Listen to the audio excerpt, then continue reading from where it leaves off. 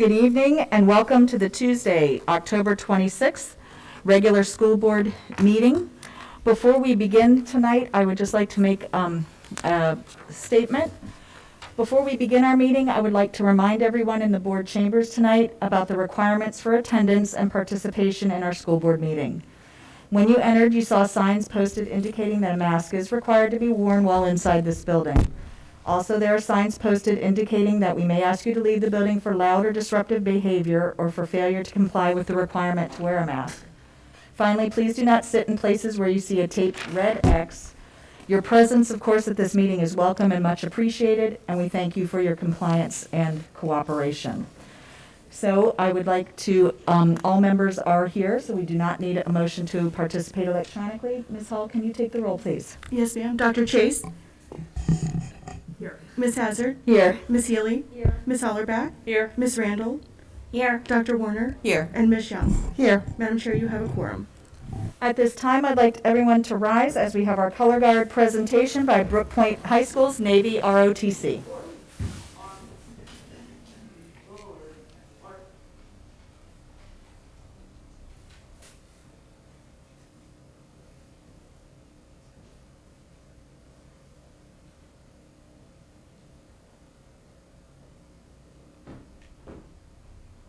Order, arms.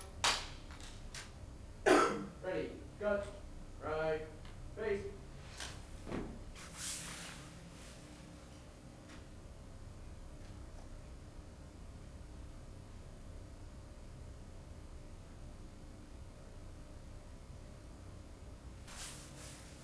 I pledge allegiance to the flag of the United States of America and to the republic for which it stands, one nation, under God, indivisible, with liberty and justice for all.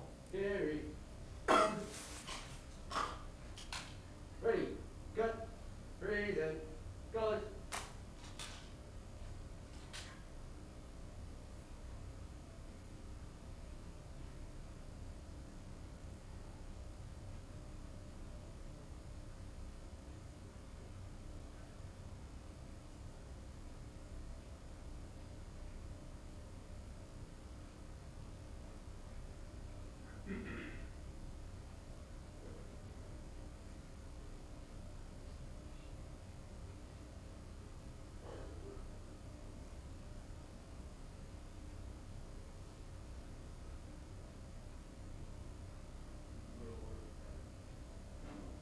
Carry, gut. Ready, gut. Order, gut. Ready, gut, right, face. Forward, arms. Forward, march.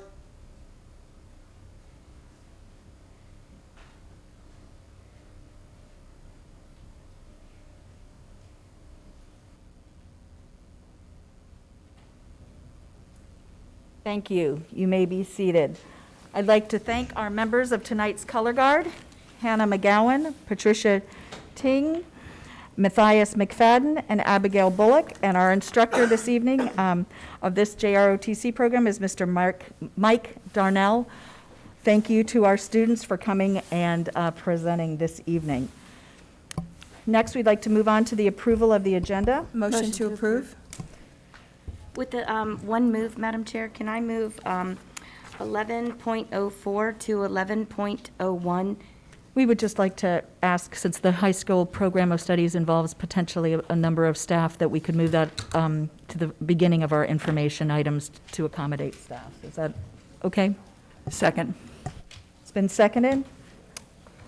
Any other additions or changes? Hearing none. All those in favor, please say aye. Aye. Aye. Any opposed? Motion carries unanimously. All right, we will be starting first with our transportation appreciation video. Ms. Osborne, I believe. Okay.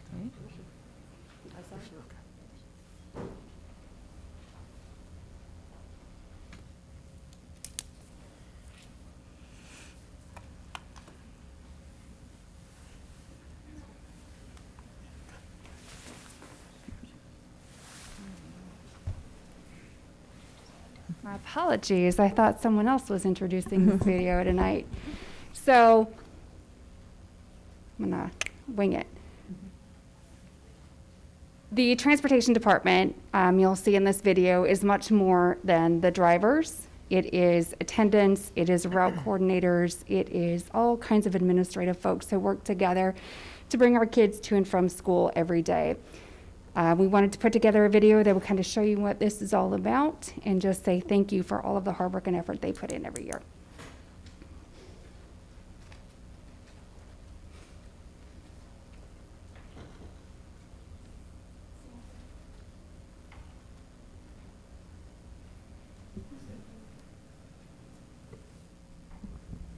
I thought somebody else was going to play the video. So, does this work?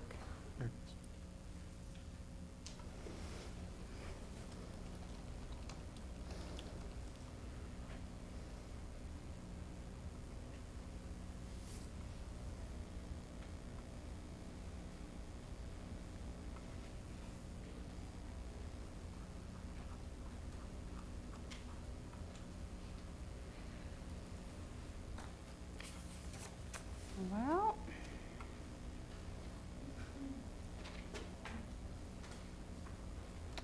I'm getting the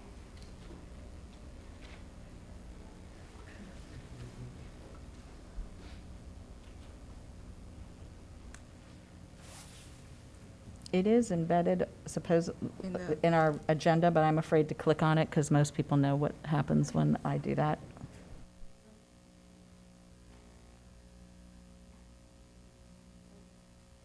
There's a link to the video.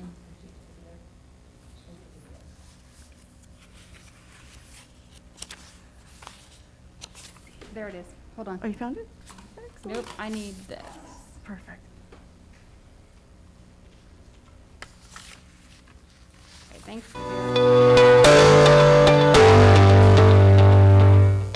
Stafford County Public Schools has an amazing transportation department that is truly a team approach. From routing, dispatch, hiring, training, and driving, our staff of over 300 work together to get your children to school safely. Our drivers and attendants are usually the first and last interaction each day, and we strive to make that a positive experience for our students. The day begins with our routing coordinators, who are responsible for creating routes and assigning students to bus stops. We transport over 16,000 students to and from school. So far, our coordinators have created over 1,200 routes with anticipation of even more due to our growth. Once our coordinators have created all of the routes, it's up to our dispatch operators. Dispatch utilizes information between the drivers and coordinators in real time to maintain the integrity of the route. And this brings us to our drivers. Let me start with our lead drivers. Each lead driver works with a team of drivers and attendants to make sure we rule the day. RULE. This is an acronym to our core beliefs. Our bus drivers are our base support with the primary responsibility of safe transportation. Bus drivers are able to manage students while facing the opposite direction, while operating the bus and keeping aware of road surroundings. Another important component is our administrative assistance team, who facilitates the communication between parents and students. We have a fantastic support team consisting of human resources, payroll and benefits, and informational technology that ensure policy and procedures are met and staff are up to date with viable information. So as you can see, transportation operations is complex, and safety is our #1 priority. If you want to make a difference in the lives of children, you want to join Stafford County Public Schools Transportation Department.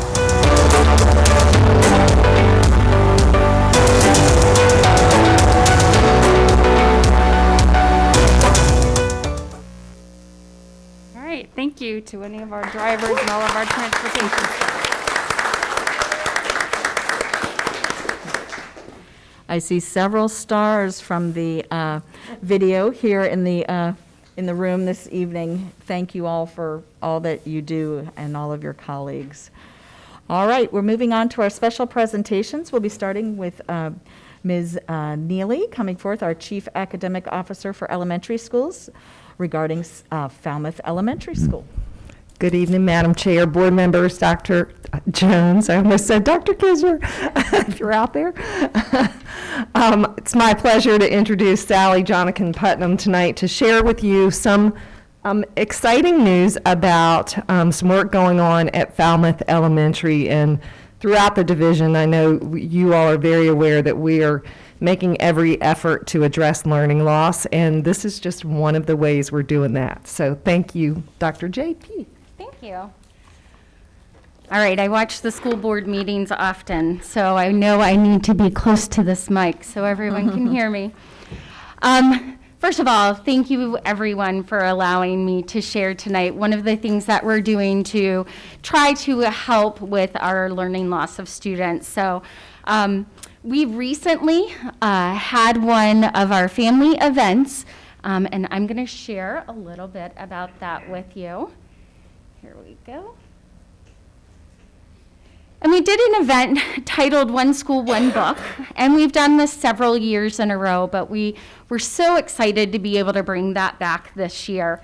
And as part of One School, One Book, we end up purchasing a book for every family, and it's the same title book that we read as an entire building. And we invite the family to come and pick up that book. We do hand it out in both English and Spanish for our families that speak primarily Spanish. And we use this to promote reading as a family and as a building and be good models. Everything that we do surrounding that book is research-based. We work on expanding vocabulary, increasing comprehension, developing reading and listening stamina as students read with their family, and just promoting reading across the board. We partner with families to build capacity, and that is something we have found that we need to do more and more, is to build that capacity of families, because families are our children's first teachers. And so we had an event this past week to kind of help promote that. So here's a little bit about the timeline we use. First, we have to have the hype, because we always know we need to hook everyone in. So a week leading up to our book reveal, we shared different clues. We did not tell students what the book would be. We shared different clues so that students could enter a drawing to be the top banana for this story. So we had the reveal on morning announcements, and I got to reveal the title of the book, and we awarded one student from the drawing the top banana award. And then we had our literacy night last Wednesday evening, and that's where we distributed the books to the families, and we shared activities across all grade levels to reinforce reading. And these were activities that can not only be used for this text, but for any text that's being read, and phonemic awareness across all of literacy, even writing. And we are continuing to unite in reading with that text. We have activities that will be ongoing through the remainder of this month and into November, and igniting that love for reading. So we had 240 in-person attendees. What was exciting about this was it was an all-outdoor activity. So the book we're reading is the one and only Ivan. And so it takes place partially as a circus. So circus was our theme. And so we had multiple tents outside. We had 18 students participate virtually, because we never want to leave families or students out because of lack of transportation or families working, et cetera. So we always offer a virtual component to our family evenings. One of the things that we loved about this text when choosing the text was that it is about perseverance. And that's truly what we feel like we have done as educators and students and families over this past year, is to persevere. It also has a theme of capacity or captivity and freedom. And so we felt that that was an important theme to carry on as we move into this year as well. Even though it's fiction, it is based on a true story. And again, we are partnering with families for an entire month to do activities. So here are some photos from our literacy night. You'll see that first we had one of our reading pairs, Monica Neville, had to get all the books together and get them all prepared for families, stuff them with activities, and get them ready to roll. And then you see two of our grade levels being featured there underneath their tents with their activities. And then here's some more fun, even Robin Hunter sitting out here. She's one of our 4th grade teachers. There she is under one of our tents. And you can see our families and students enjoying this. But I really felt listening to the families and the parents would be probably the best bet for you.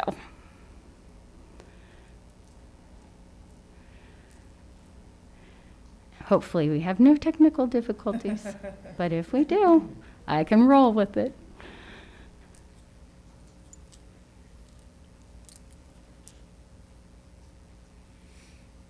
We'll give it another second. If it doesn't come up, then we will punt, and you all have access to this. It's buffering. So, give it a minute. Yeah, it is buffering. So I'll continue to tell you about the event just a little bit for the essence of time. One of the things that we did in 1st grade is we did CVC drive-through words. So every family got to take a mat and a car home. So they learned the strategy and skill, and then was able to take the resources. We're able to take the resources home to reinforce that. We had at the first or kindergarten level, Boggle. We did more different types of Boggle games. We did a story twist, which was a lot of fun for our 2nd graders.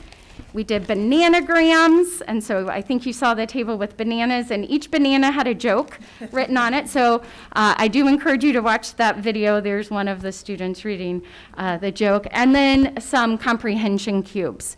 So I do encourage you to go back and watch, if you don't mind, because I do have 2 parents sharing there how beneficial the evening was to them to be able to come and learn some new strategies and skills to work with their students to move forward to help with that learning loss. And then we did have virtual participation again, and there is a video clip there of one of our amazing teachers. We wanted to make sure the students were part of the activity, so kudos to the technology department from Stafford County Public Schools, because they came out and made sure we had the routers available outside to be able to have students right there in the mix participating virtually and being part of the fun. So again, we had take-home activities, and the fun will continue to address unfinished learning in the area of literacy throughout the remainder of the month. And we have activities that we will be sharing with families not only in English, but other languages as well. All right, any questions from any of our board members? Thank you. You're so welcome. You're so just welcome. to say thank you so much for, making sure, I know how much you care about the kids of Falmouth, so thank you so much. Definitely, definitely. How could you not love them, So I will share, our fun continues. I'll invite all of you to come to some of our other activities or participate. In the month of December, we're doing December, where we're going to be doing science fair projects and sending kits home for our families to do those together. Because again, a lot of times families can't come to events, but if we show them how to do it on video and give them the opportunity to do it, they can do it whenever their schedule suits. So don't be surprised if you end up with some science kits coming your way. We also are going to do a Take Aim workshop in February, an academic improvement workshop for families. We're looking at doing this on a Saturday, hopefully having transportation help us out. Have an activity for the kids, and then parents can choose sessions to attend that will help them gain in their capacity to help their own student. And then we'll have a STEM night in March. So again, thank you very much for your time. We certainly appreciate it. And I feel like Oprah, each of you receive a copy of our book. Thank you. And you Thank you. Thank you. Enjoy. Thank you so much. I appreciate. Is Miss Young's in Spanish? Thank you very much. I do have a quick question. Yes, absolutely. Have you shared this program with any of the other elementary school principals, and are they doing anything similar to what you're doing? Absolutely. One School, One Book, many schools within Stafford have done. And I think Dr. Jones and Carrie Neely will share with you that I share everything that we do at Falmouth with everyone, because we're all in it together. So definitely, yes. Thank you. Yes. So again, I know my counterparts are doing amazing things. I appreciate the benefit of being able to come up and share tonight. Thank you so much. Thank you so much. Thank you, and it'll be fun to look at the video and stuff. And what I think is so amazing about it is we are always focused on our kids, but during the pandemic, we need to be reaching out to our families and making it a part, and continuing to solidify that partnership and reestablish it in some ways. So Absolutely. I really love the family involvement, and maybe you'll see us at some of those Yes, events. absolutely. And our parents do Yay, want to be a part. Falmouth. Yes, thank you so much. All right, well, thank you. Moving on to our next item is our school nutrition update. I'm going to invite Mr. Fulmer and I believe Mr. Williams to come forward, or? Yes, it will be Mr. Williams. I just wanted to get up and introduce him. You guys already know him, but I just wanted to take a moment to show some appreciation to Mr. Williams. What you won't see when he's going through his presentation is all the hard work he's done behind the scenes, not for this presentation, but to make nutrition continue over the last 2 years. He's only, he started the year that we had COVID, so he's only here about a half a year, 3/4 of the year, and then COVID hit, and his team has not stopped and has not missed a beat. And so what you won't see in some of the pictures and stuff that he'll share is Mr. Williams and Mr. Freeman, our new supervisor, out in our cafeterias working on a daily basis because we're short-staffed there too. And so Mr. Williams and his staff do not hesitate to get out in that kitchen and help serve food. So with that, I'll turn it over to Mr. Williams, but thank you.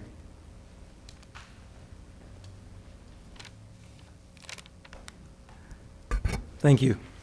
Good evening, Madam Chair, Vice Chair, school board members, and Dr. Jones. Thank you for the opportunity to share some school nutrition updates.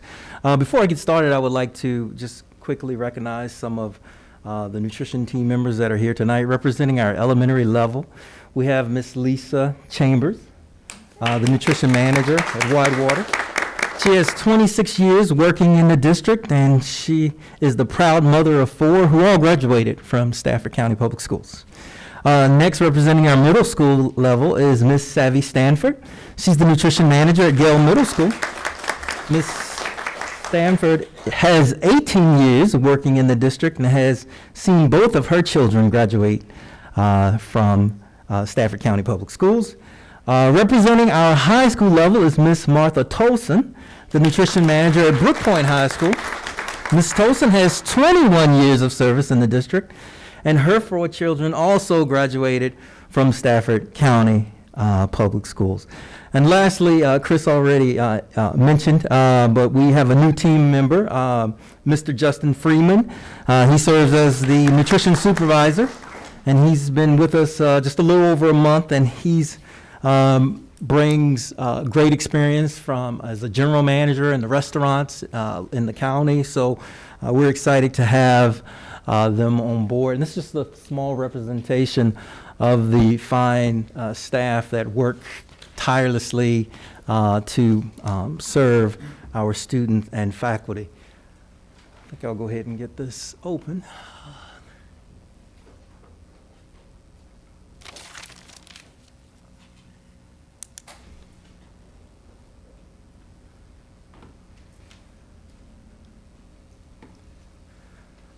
Okay, this evening I will provide an update and focus on the free meal mandate, customer satisfaction initiatives, student meal participation trends, program challenges, and future program enhancements.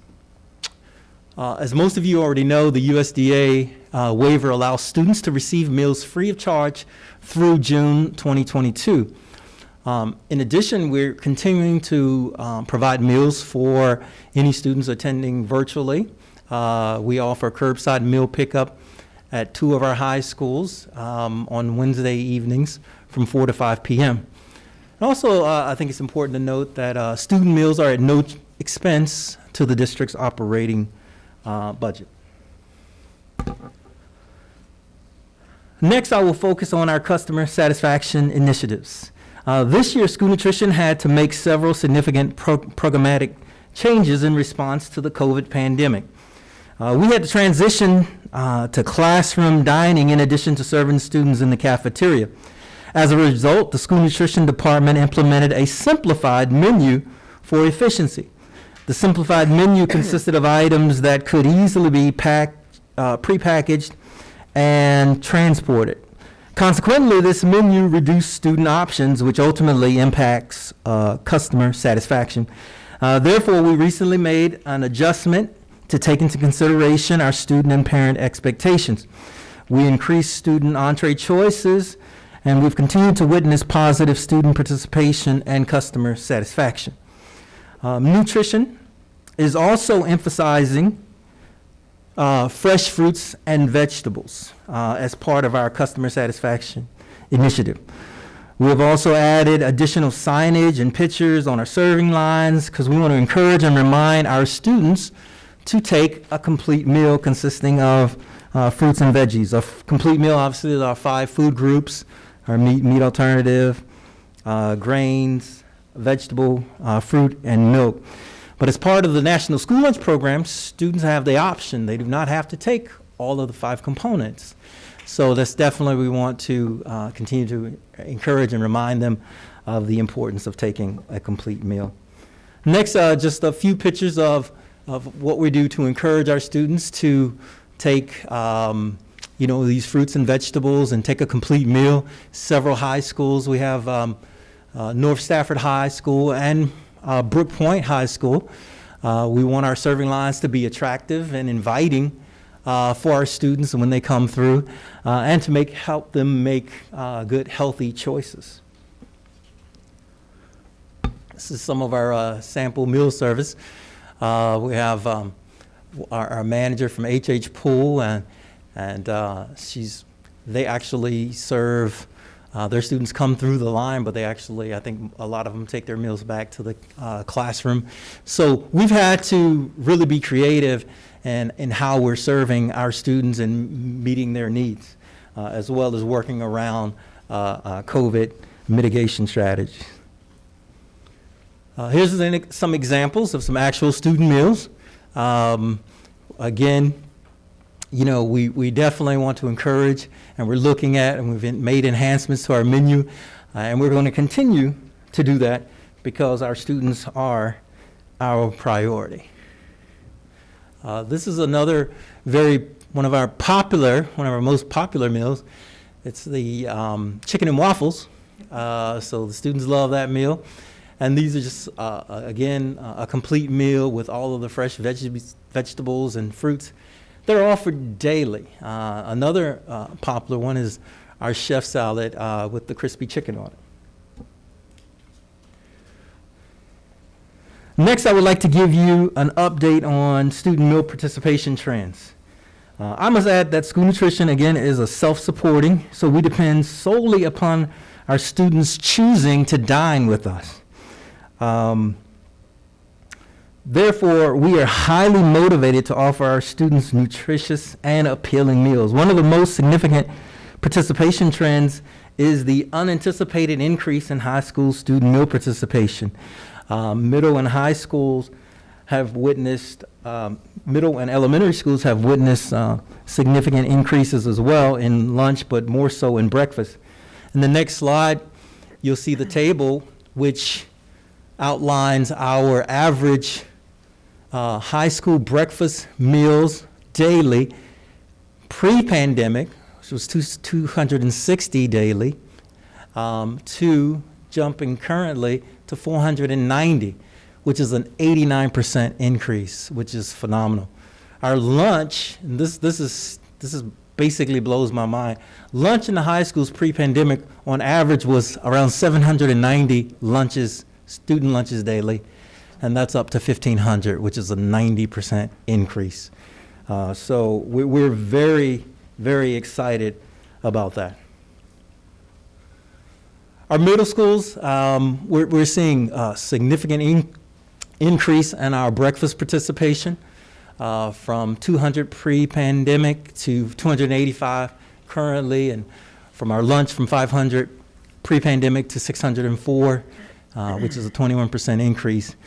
And I can say these percent increases, especially at our high school, is probably, some of the, highest that we've ever witnessed ever in school nutrition.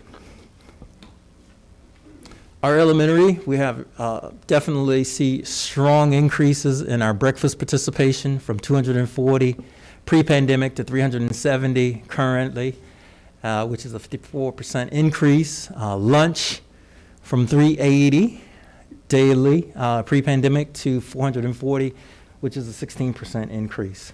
So we're very pleased overall.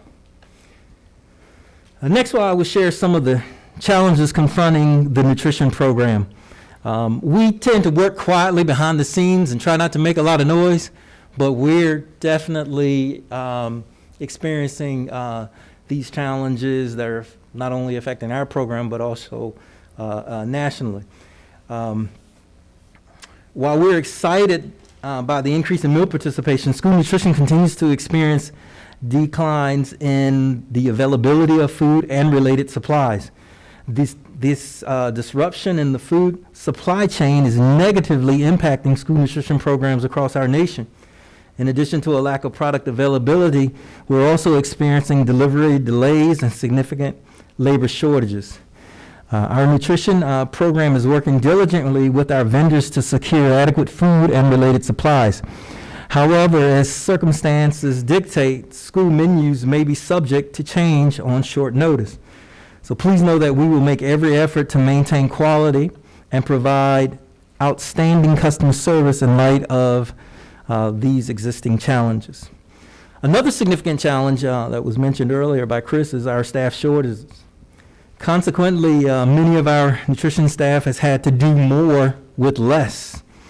But we are yet, however, optimistic, as we're working with our human resources department to help coordinate recruitment fairs, and also they're considering other recruitment initiatives. So there is hope and light at the end of the tunnel. This is some of our dedicated staff working in our kitchens.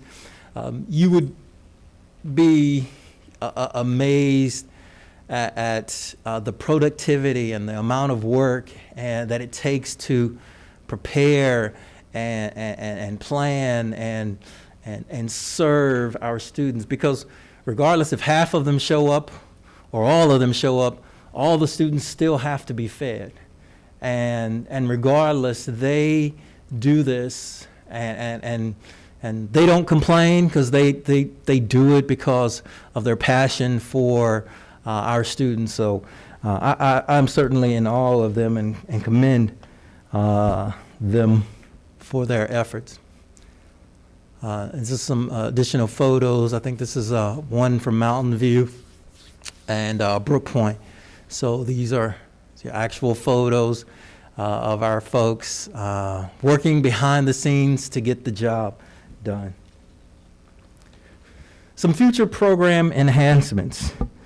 So some of the things that I'm excited about offering, because based upon my prior experience, these concepts enhancements were student favorites, and I'm confident they'll be well received here as well as we get out of COVID and into a more, and once these supply chains disruption tend to decrease, we'll be able to order equipment, which now it takes forever to get any type of new equipment. But we're excited that we're going to be able to implement some of these concepts in the very near future. So our made-to-order deli sandwich stations, self-serve salad bars, themed meal concepts, and our emphasis on more from scratch cooking. So I'm excited. I'm grateful for this opportunity to share some updates and some highlights of the nutrition program. And I'll open up now if you all have any questions.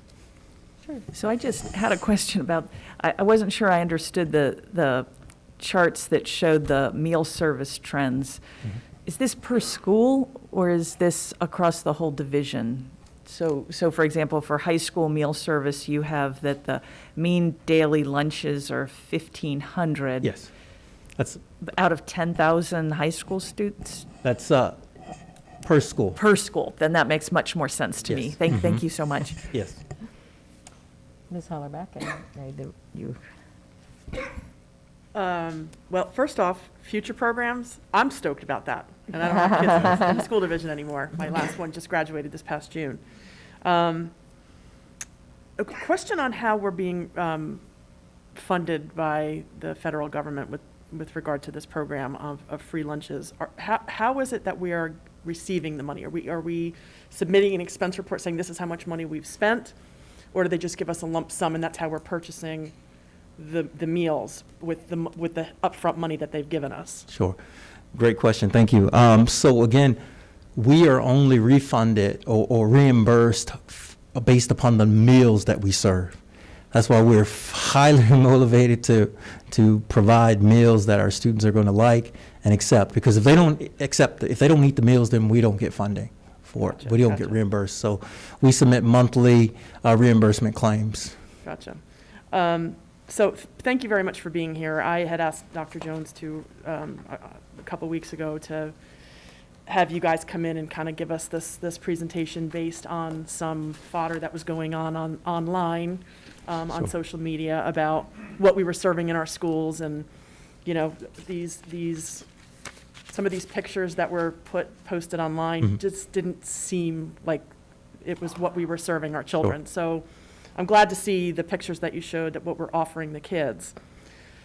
My question is when they go up with their tray, they get to choose what goes on their plate, correct? Correct.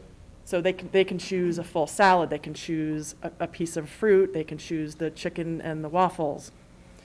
Some of the pictures that were showing up online, and I want this to be discussed tonight because I want our parents to know that this is not happening what they're seeing on social media, and that indeed their kids do have choices. I will hand it to you at the end of the meeting, but I took a sample of one of the pictures. The other question I had is, what are we serving on? Because one of the pictures that I saw was the food was being served in styrofoam. I don't believe we are using styrofoam, is that correct? Well, based upon our vendor shortages and the nationwide shortage, we've had to use some styrofoam, but that's not the item that we have spec'd on our bid. We have a postable tray that's spec'd for the bid, but it's either, when we have no other options, that is what we have to use. So that's what we're using in a yeah, pinch. and Okay. and you can't even find hardly we've had difficulty just finding forks and spoons. Wow. So it's really been significant, this disruption in the supply chain. The state has, the federal government has, they're trying to put in more mandates and funding, additional funding to assist. They're trying to relax rules in order to help school systems, and they believe that it's only going to get worse before it gets better. Right. So with regards to, certainly we understand, and we had a streamlined menu in order to accommodate students that are eating all over the building in the school classrooms. And one thing that, like I was sharing, it's important, our students, we want to make sure that they have the options, and that was one of the things that we did. Brought back in more menu choices and options. So yeah, we anticipated, in working with the building administrators and had their support, we anticipated that it would slow down the lines, serve some, because right now they were pre-packaged and they were grabbing them and going. But when we limit the menu and simplify the menu, obviously then if pork barbecue is on the menu, and that's the main item, if that's the primary item, and they're used to having an option of getting a chicken sandwich or some other item, and that's the only option, then it impacts customer satisfaction. Gotcha, So gotcha. we certainly hear and listen to our students and our families. Again, because we are committed to providing our families, our students, with great meals, because we don't exist if they don't participate. Right, right. Well, and again, I thank you for coming up here. I thought it needed to be said. I thought our parents needed to hear, something contrary to what their kids were going home and telling them, and especially to clear up the whole, a year or two ago, we instituted this using cardboard straws, but yet we're serving in styrofoam. So I wanted to put that on the table too. So thank you very much for being here. I appreciate it. Sure. You're quite welcome. Ms. Young? Yes, thank you for being here. I did receive the text, and I automatically sent it to Dr. Jones, and I was happy that you investigated it and sent the information directly back to me to let me know that that was not the case, because I did receive it from my parents. Lately, we are receiving a lot of trash text in our mailbox, so hopefully parents and constituents could figure out what's real and what's not real. The question that I have is a comment that you made, and if you don't have the answer, it's okay. You could just email it to Dr. Jones and he could send it to us. But Sure. the increase, you mentioned 1,500 and that it was an increase in the number of meals Yes. distributed. Is this because it's free, or is it because that we have increased number of students that were added? So that's a great question. In my opinion, meals are free, so obviously it removed the barrier for some students to choose a meal. But I think more importantly, as you saw that you saw more significant increases at the high school level, where high school students, teenagers, make their own choice, regardless of whether it's free or not. A high school student, you can't make a high school student take lunch if they don't want it. Mm-hmm. And so that was quite significant because, given the choice, we're seeing significant increases in our high school student participating. So that's motivation for us to continue to bring in new enhancements, motivation for us to continue to make changes and continue to change the image. And I think school lunch overall, and I'll say that school nutrition in general needs to do a better job at telling our own story, right? And getting the information out. So that's one thing that we're committed to doing. Thank you. Thank you very much. You're quite welcome. Ms. Randall? Thank you very much for your presentation. I really appreciate that when concerns from parents and students came forward, that you were able to pivot and try to help change the menu options and also making sure everything isn't beige, that there is options of colors, whether students choose to take them as, like you said, their choice. But I would like to know, you mentioned about your staff shortage. How much of a staff shortage do you have right now? Sure. And is it more the elementary, middle, or high, or is it all the way even across? It's across the board. We were, I think, a couple of weeks ago, we were around 50 plus staff members short. However, in the last couple of weeks, our communications department has done a great job helping us get flyers out and information out to our parents, because we're unique in that we tend to attract employees who have children in the school system. So again, they're committed to doing a great job. And they want to work certain hours because our hours are unique. We typically need people, 3, 4, 5 hours. We're in the middle of the day. And so we've been, with the help of communications and getting the word out, and sometimes bad publicity is good publicity. It helps because more people were coming forward and applying. So we're grateful. It's I think somewhere down to maybe in half now, maybe around 25, 30.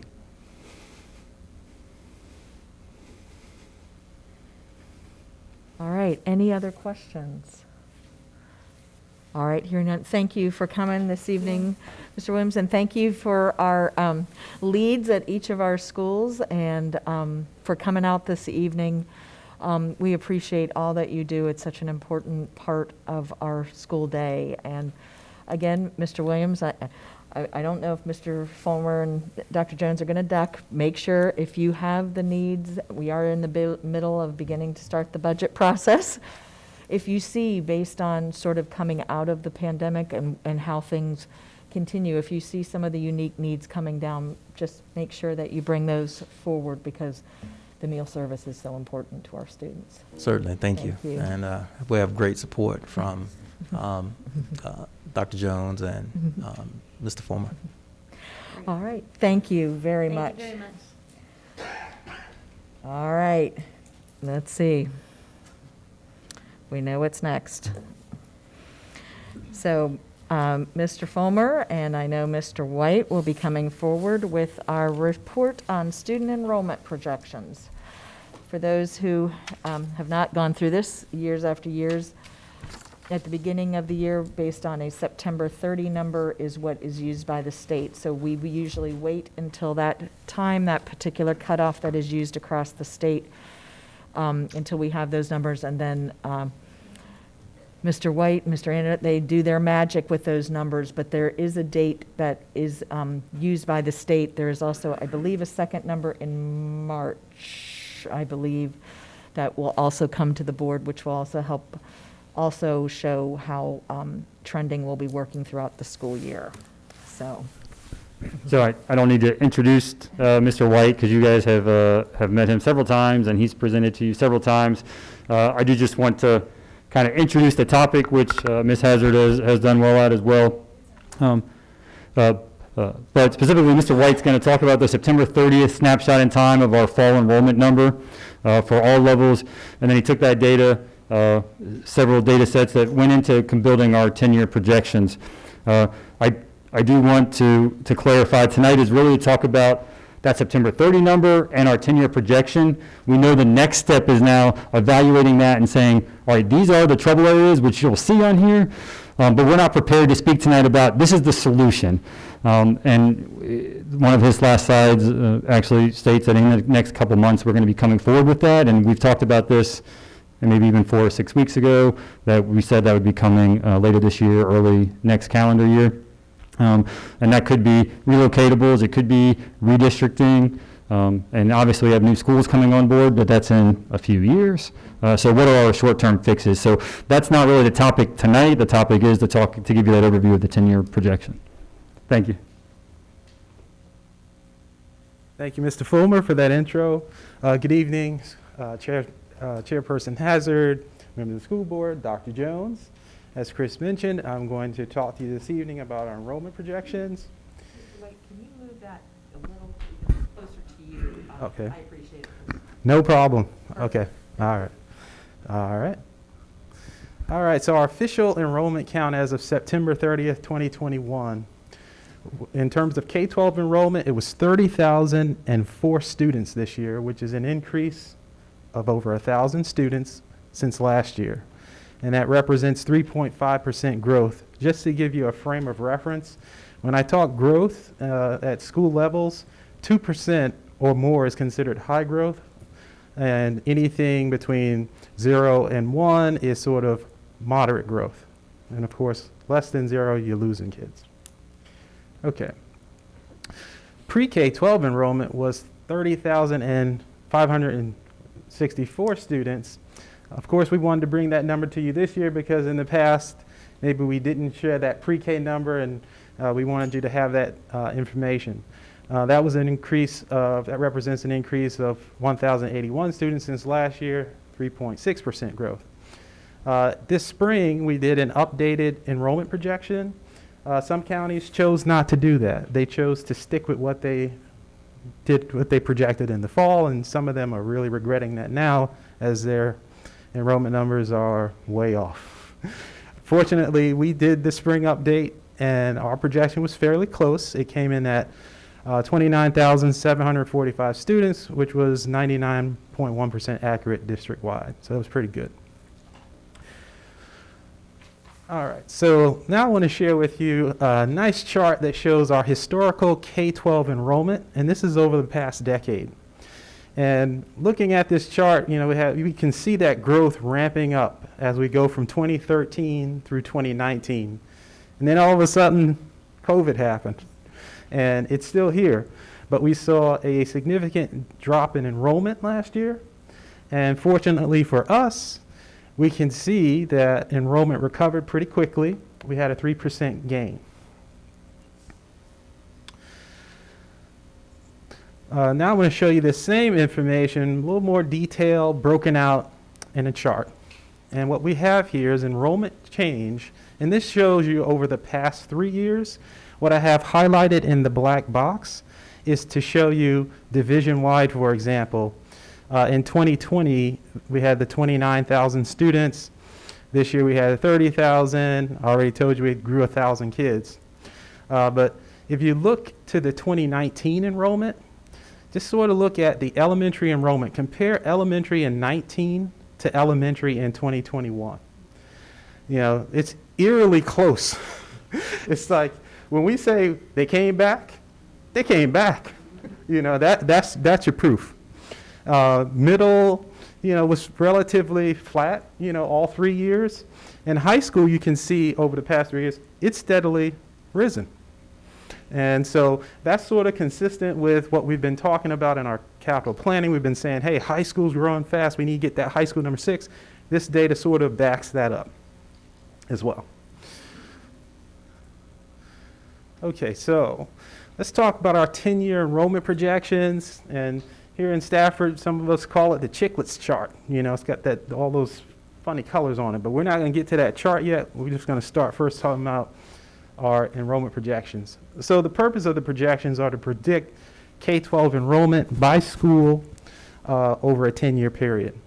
And projections for staff and the school board and other officials are used to inform budgeting and facilities planning decisions, such as deployment of relocatable classrooms, boundary changes, additions to new schools, additions to existing schools, or whether or not we need new schools, and if we do, what the opening date should be. The key thing with projections, it's not just, you know, done by demographic planning. It's not just our office. We have a lot of contributors where we get data. And so I want to just make sure that I say thanks to Jay and his team in IT. They do a great job getting me the data I need to get this process going each year. Also, I want to say thanks to Stafford County Planning and Zoning. They provide us with valuable housing data that we use in our model for future student yields. Also, I want to thank the Stafford County Office of GIS. We get a lot of data from them. Also, Virginia State Department of Health Statistics for the birth data. Of course, without birth data, we can't do projections. So that's a very important piece of information. And lastly, Weldon Cooper Center, their population data. All right, so before I get and show you the projections, I want to give you the disclaimer. I got to give, you know, we got to read the fine print so everybody's on the same page. Okay. So we use a modified cohort progression methodology, which in turn uses births, anticipated student yields from future housing, and historic trends of students progressing from one grade to the next in order to project future enrollment. So here's the disclaimer. I don't have a crystal ball. First thing, I didn't put that on here. But I do have a lot of great mathematical formulas, and I'm really good at looking at trends and data. And projections, they're based on the best information we have available. So if next week someone puts in a permit at the planning office for a 2,000 unit subdivision somewhere, it's not there right now. If it wasn't at that snapshot when we prepared this information, we're not going to have it. That's not to say we can't put it in, but it's not there now. So I just want you to be clear about that, because believe it or not, I get that occasionally. And also, in terms of disclaimers, I want to point out that all projections have various degrees of uncertainty. One uncertainty we experienced last year was COVID. Nobody saw that coming. Nobody's model went down last year, the year prior. Didn't happen. So there's certain things we just don't know and we'll never know. And that's why they call this projections and not actuals, right? So I always make that distinction. And there's so many other factors such as economic changes, the size of the population that we're projecting. Typically, the larger the population, the more accurate the projection. And lastly, the year span of the projection. Some school systems do 5 years, some do 10. Obviously, the longer the projection, the more error and the more risk. All right, so now I got those disclaimers out the way, let's get to the data. Okay, so I need to say first, this is our elementary forecast for the next 10 years. And so that first bar, 2021, is actual. So there was 12,667 students. Over the next 5 years, which is 2026 on this chart, we see that we grow 1,000 students. And then 10 years from now, way out in 2031, we're growing 2,900 plus students. And so, that's pretty good growth at our elementary level. Now let's take a look at middle school. And I want to say that the document that you have, I made an edit because I had a copy-paste error with high school. And I caught that and I just made that correction. So this information will be updated on the website for that slide. I just want to make that so you're not going crazy. I made the adjustment. Okay. So at the middle school level, middle school is projected to add 400 students over the next 5 years and 1,000 students over the next 10 years. And we know that 1,000 students at the middle school level, essentially we're saying that's another middle school, right? And, thinking to our CIP, because my brain has so much in it, I always sort of link our numbers with what we're saying in our capital improvement planning because, projections and CIP planning are sort of tied. And sort of, if you think about that planning, we're saying in the out years, we're going to need a middle school. It's not the most urgent need, that's high school. Okay. And lastly, high school, they're slated to grow 750 students in the next 5 years and 1,800 plus students over the next decade. So again, we're growing at all 3 levels. And this is sort of a summary slide. Just K through 12, we're growing 2,200 plus students in 5 years and 5,800 plus students over the next decade. All right, so our next steps. November 5th, the enrollment projections will be submitted to the county's technical review committee for consideration in the county CIP process. In mid-December, the annual accommodation plan report will be released, and it'll be on our website and available to the public, where there'll be a very thorough analysis of all this projection information that you have in the Chicklets chart.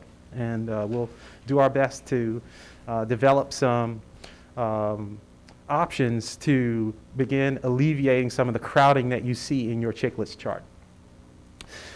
And in winter, our goal is to provide you with those options and begin the process of community engagement, if needed, to alleviate crowding. That's all I have for you. Do you have any questions for me? I'll let others start. I'll be good tonight. Dr. Chase, you want to start us? Sure. So, last spring we had a discussion about where to put portables. And in that chart, I know you have no crystal ball, but Rocky Run was supposed to be the fullest, and it looks like Conway is actually the fullest. Mm-hmm. It's at 1.11% over, whereas Rocky Run's at 1.07. Oh, no, I'm sorry. Park Ridge is the highest at 116. But my question is, on this chart for Rocky Run, the program capacity is 825. Is that capacity including the portables, or is that prior to the portables? Right. So it does not include portables. We don't include that in any program capacity or design capacity for middle and high school levels. Okay. So in terms of because those portables are there, it's not quite as crowded at Rocky Run as it is at some of these other schools. Yes, that's correct. I mean, the portables, depending on what grades are in there, they typically add, you know, maybe 24, just as an average student. So if you have 4, you got another 100 seats. Right, okay. Just wanting to clarify that. Okay, and then, so if we're talking about adding 5,000 students in 10 years, how many schools how many schools do we need relative to what we currently have? 3. Yeah, yeah. 1 middle school and 2 high schools. So let's see here. And actually, so I think you may be looking at The wrong number, slide yeah. that I did the copy paste. So let me go back if I can here. Let's see here. Okay, so 2,900 plus students at the elementary level by fall 2031. And so one way to look at that, our new builds for elementary schools are about 900 plus. Right. You know, so 3 elementary schools, long-term. Okay, and then how many middle schools? So middle 1? schools, you know, and again, we have to look at where we are, but just only looking at the growth, not considering where we are now. Middle schools were growing let's see, over 10 years, 1,000 students. That's another middle school. Okay, and then for high school? Well, we know that high school 6 is planned, so that's going to knock this number down. So I did not include any of the CIP projects that weren't built yet in this projection. But, you know, conceivably, when those 2,100 seats come online, high school will have roughly 300 seats available, which means it's time to build another high school because they'll be above that 90%. They'll be, it'll be time to build again. Okay, thank you. Are we going down this way or? Hi there. Yes. So I assume, and you know what they say about assumptions. Yeah, well, that's what this model, the projections, it's about the assumptions. It's my assumptions that are questionable. Okay. I assume that downtown Stafford is accounted for in these projections. Yes, now there were 85 projects. Now, I don't remember them all, but if it's in the county's map of development that are active, it's in here. But can you confirm that for me? I You can. you don't have to do it right this minute. But Okay. I'm just curious because Okay. I'm guessing that the projections are based on what the development is seen to be doing, right? And it's not based on permits or developers putting in, development site plans and things like that. Right. So I'm not quite sure. Mhm. It's been a while since I dabbled in any of this, so Okay. I would just like to have that cleared up, because if it's not included in this, Okay. I mean, if we're looking at this chiclet chart here, Mm-hmm. Brook Point and Stafford Middle and Stafford L are hosed. Okay. Okay. Seriously hosed. I'll get back to you really Yeah, quickly if on that. you wouldn't mind, because I Okay. would like to pass this, this red flag on to whoever fills this seat when I'm gone. Okay. To ask them to please make this a priority. Got it. Thank you. Thank you. All right. Okay, I have a couple of questions. Thank you for the presentation again. And so for our constituents and the individuals that are listening to us, can you just explain if you still are comparing apples and oranges with the county in terms of program capacity and design capacity, or is that straightened out yet? I want to say that we're definitely moving in the right direction. In the county's comprehensive plan this year that they just updated, they do acknowledge program capacity, and at a recent county board meeting, but if this was the planning commission. It was a 3-on-3, I think.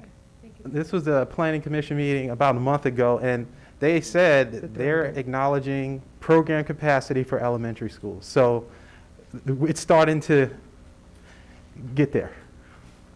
Okay, and then While you're looking at downtown Stafford, can you check and see, because I know that recently there was some photo up on 610 that they were building apartments. Okay. And so I personally don't think that it's in this document right here. So Okay. if we are going to have apartments on 610, definitely we need to include those numbers. Okay. And the closest school in that area will be Park Ridge. So we definitely need an elementary school in the north. Okay. So that's something that I need to pass on to the next one coming in the seat. That would be the Garrison. Garrisonville. Garrisonville, okay. It's called the Garrison. The Garrisonville? That apartment, that Okay. complex, yeah. So we know how many seats, how many, I don't know off the How top of did my you- head. I just know. how did you know? This has been planned for Okay. several years, so that's Yeah. why I don't know if it's considered an active or an inactive. That's probably, that's where that's the hard part of the things that get approved and then they sit for a while. But then they somehow rise and all of a Yeah, sudden so we have it was children. suddenly, yeah, it suddenly rose. Okay. And the location for development rose, but not that there were apartments and students coming out of there. So that needs to be known Okay. and addressed. Okay, thank you. And I did want to mention that when the EAP comes out this year, one change that'll be different, we will show the developments. Really? Yes. So that's forthcoming, but I will get back to you with the answers very quickly, like tomorrow morning, on your two questions. Okay. Thank you for the excellent information. I have a question about the elementary schools that have reduced class sizes. And they're, I don't, how many do we have? 5? Do you know how many we have? They're about roughly almost half of our schools Was it- are Because Hampton Oaks elementary schools. was, had a very high free and reduced percentage, which made it eligible for the lower class sizes. And then after the redistricting, that eligibility, but for the ability, the state says you can take an average for 3 years, would go away. And it's my understanding that we should be very close to that eligibility going away. Is that factored into here? Again, this is a snapshot in time, so if today it's a CSR school, then it's going to show that in our projections. And I'll let Mr. Coleman jump in. Because I can answer that. It's going to be included, and as we get into this budget cycle, I anticipate it's still going to be a CSR school because of the way that 3-year average looks and the 3 years that they're looking at for the averages. It might be that one of those years has dropped off, but the average is still going to be high enough to trigger it as a CSR school. We'll know officially when the new state templates come out in December. Okay, but that's going to affect the future years in terms of if the program capacity goes up, then the percentage is going to change, would it Right. not? So for the next 2 to 3 years, it'll still be the lower program capacity, and then in the out years, it could, if the free and reduced percentage stays as low as lower. If it's not going to trigger into a CSR school. It's not anywhere near. It was 50, what was it, 59%? It was very high before, and now it's very low.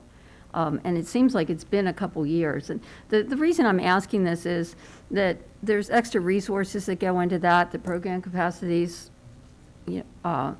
lower, and the intent is that that be for the schools with the high free and reduced population where we want to focus the additional help for the students. So I just want to make sure that we know where that is, and I would be interested in knowing when that extra eligibility is going to come to an end, because I think that's going to affect, to a certain extent, it will affect this, these numbers. Because the program capacity will go up, which means it's the same school, it's the same classrooms, but the program capacity will be higher. And that's going to mean that there's more room, not to be in, one of these colors that we don't like in the chart. And Margaret Brent. Mr. Fulmer, in that regard, and then I will jump over, because of how, after Mr. Williams' excellent presentation, how is free and reduced lunch being calculated this year, if all lunches are being offered to students? And I'm not trying to be flip, but I am actually curious. They fill out forms, don't they? Yeah, so last year we did not do the forms. This year we are doing the forms again. They are still submitting the forms. It's, a little bit tougher probably to get a adequate return rate when lunches are already free. But I know the state, I don't know where they settle on this, but I know this has been a topic of discussion at the state level on how they're going to use that data this year when they're calculating the budget into this next biennium. People may or may not have filled out forms, and we may or may not have particularly accurate data in that. Madam Chairman, it may also affect how we identify our title schools as well. Right. Would it not, Mr. Fulmer? It could, yes, ma'am. Good. That was sort of my thinking when I was hearing that conversation. Dr. Warner, I'm not picking on you, I just wondered if you had any questions. First of all, thank you, Lionel, for all your work. Mr. White, you always do an excellent job. I think everybody's pretty much asked my questions, so thank you. Thank you. All right. Ms. Randall? All right, I have a couple, really more the big picture. How did the census data play into this, if at all? And it may be more of a discussion, because many of us saw that, I think we were together when it was presented over at the Board of Supervisors. That was a fascinating look at our community as well. Right. So it just so happens, believe it or not, we have better data than the census, because the census is sort of a survey where they send it out to people. Well, with schools, you got to give us your data. There's no survey, I want to fill it out or not. Everybody's got to fill it out. So we have really good data. Which I'm glad. I just, Okay. it was just a comment point, which did give, I think, as I have said from here before, every person in Stafford County should look at that presentation, though, on the census, because it is the really big picture. I talked about the free and reduced lunch. I think the main thing, I'm not going to give my main gross speech, but I will say this. If there is any feeling that we are not growing and that we do not need infrastructure, I would invite everybody to look at these numbers. We are talking, well, unfortunately, it's not getting funded. And at some point, we are going to be at a crisis point. We have 3 schools right now at over 105%. We have 2 between 100 and 105. We have 95. We have 95% at least 6.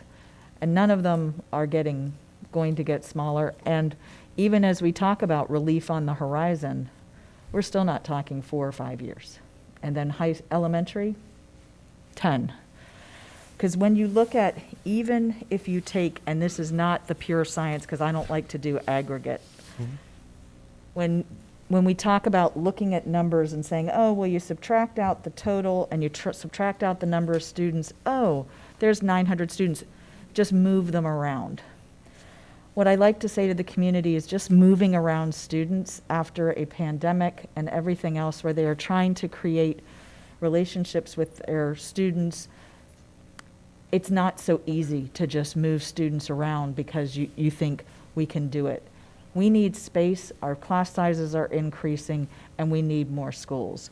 Even if you take the elementary numbers of growing of 2,200 students in 5 years, let's say you could redistrict all the students that are on here, about 900 of the difference between our seats and our actual. You still need one entirely new school within 5 years for elementary. And I don't like that kind of math, but let's just do it aggregate. Am I correct? Because there's about 900 and some students difference between program capacity and actuals. So let's say we take those 900 students, and your student could be one of them, moved. But let's say we do that, there's still another 1,300 we have to find somewhere for. And I'm just saying, we are going to need that infrastructure, we're going to need it soon, and we're going to need the community to want to have those facilities for all our students. So I think hopefully we will be talking about these with our counterparts in December and coming to the same conclusion, so. Sure. Can you tell me what I'm assuming you're using program capacity for North Star and Rising Star, but do you know what their capacity, I see what you have as their count, but I'm just wondering what is their capacities at both of those locations? That's information I can get to you. We do have the total number of rooms, so we can use a multiplier to, create an estimate. Mm-hmm. Ms. Randall, on Head Start, there are different, the program capacity there is completely different, so that's going to have to be reflected. It's not just the number of rooms. It says if it's an ECSE, what type of classroom it is. So I know that at one of them there's currently 3 classrooms, but they are designated for ECSE. So it's a program capacity. Yep, go ahead. Ms. I just wanted to mention that I did ask Dr. Warner to put on the FAB agenda a look at Moncure, and not the new build, but the old build, to see if there's any opportunity there, if we need space, if there's something that we could do with that location, although it was given back to the Board of Supervisors. I don't think there's anything done with it at this point yet, correct? They're using it some. Yeah, I think they're using it, for like training? I think the sheriff's department is using it for training. Training, but wanted to know if there's anything that we could, just to look at it and see if, how much it's going to cost with that mold and everything, just in case we need to utilize that space at some point in time. Thank you. Thank you. All right, well, thank you, everybody. Again, thank you for the great work and analysis that we can do now in-house. I really appreciate your work, and also your work going over with the Planning Commission and backing up some of the conversations we've had. I think we have gotten them to the program capacity for elementary school, so I thank you very much. Thank you. All right, update on transportation. Sorry, I got to my, let's see. Dr. Towery, you seem to be coming to the forefront. I think you'll be our presenter. Welcome.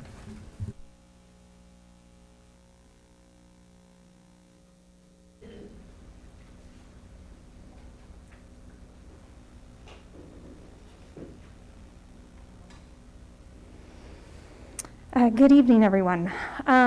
So this is going to be basically a continuation of the data we shared out few weeks ago. It was just over a month ago, so September 20th. We've obviously done some schedule adjustments during that, so we've kind of highlighted those shifts. So you'll see kind of both the original data and then the additional weeks before the schedule adjustment was made, and then the schedule adjustment. Just a couple kind of updates on the way we're doing the data build out, and also kind of some continued limitations as we keep working towards the infrastructure on this.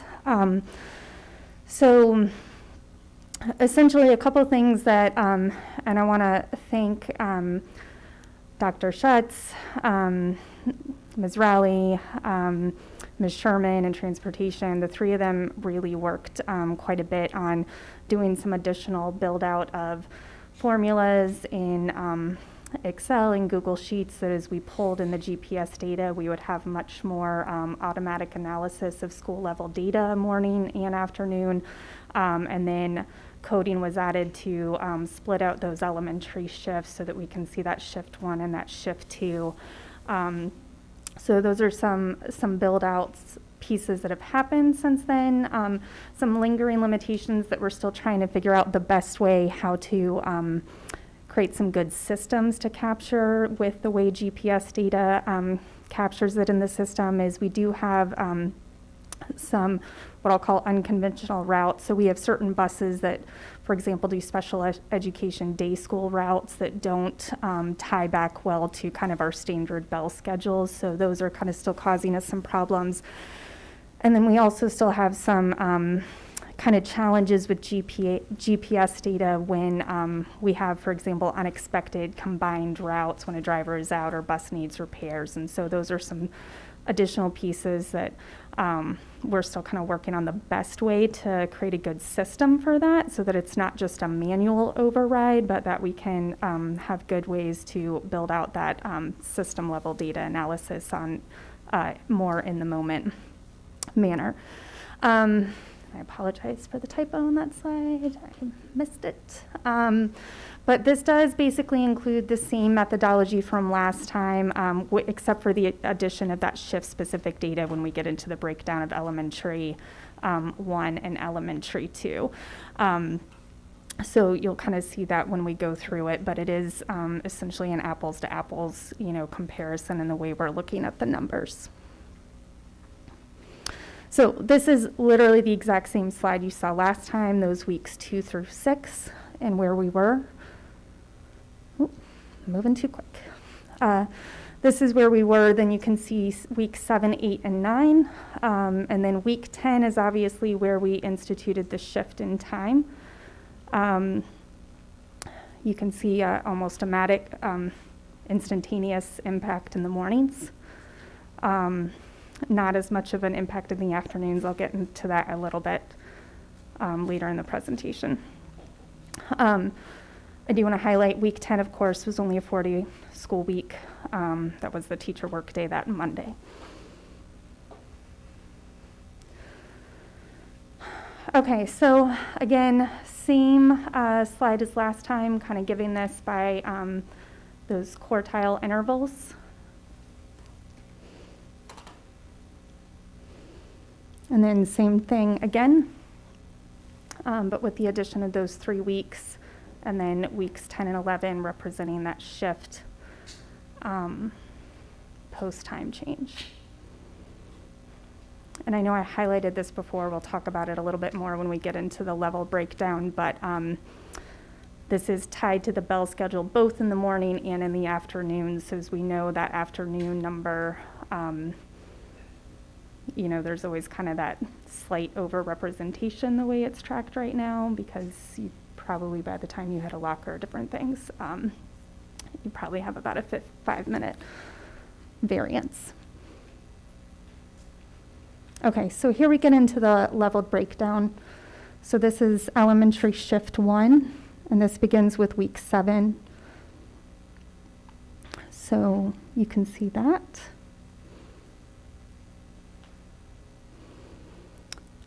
Elementary shift 2.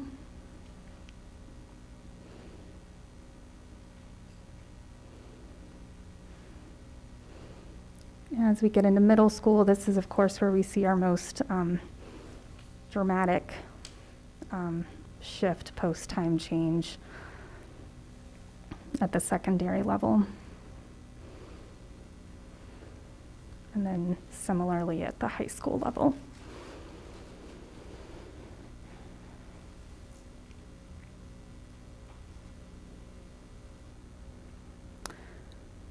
So there's a lot of numbers to take in.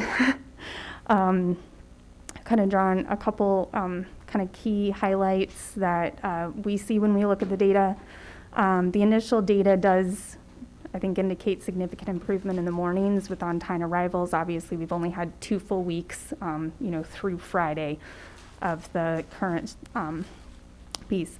And I do want to highlight that this is seen both in the analysis of the GPS data and in kind of the qualitative feedback that our chiefs and others have been soliciting from building level administrators. I really wanted to kind of do that gut check on that. I'm seeing this in the GPS data, but is this also, what we're seeing out there? And then challenges in the afternoon do continue to persist, but we are seeing some improvements in severity. So we are seeing more of those tardy buses shifting to an earlier time period of tardiness. The other thing that I think is worth highlighting here is the amount of time gained in the mornings, those interval gaps in the eventual shift of schedule that was adopted. We see an additional more time was added essentially between shifts in the morning than in the afternoon. So I do think that's part of why we're seeing this dramatic improvement in the morning, and then just kind of this very minimal adjustment, at least in terms of overall routes tardy in the afternoon.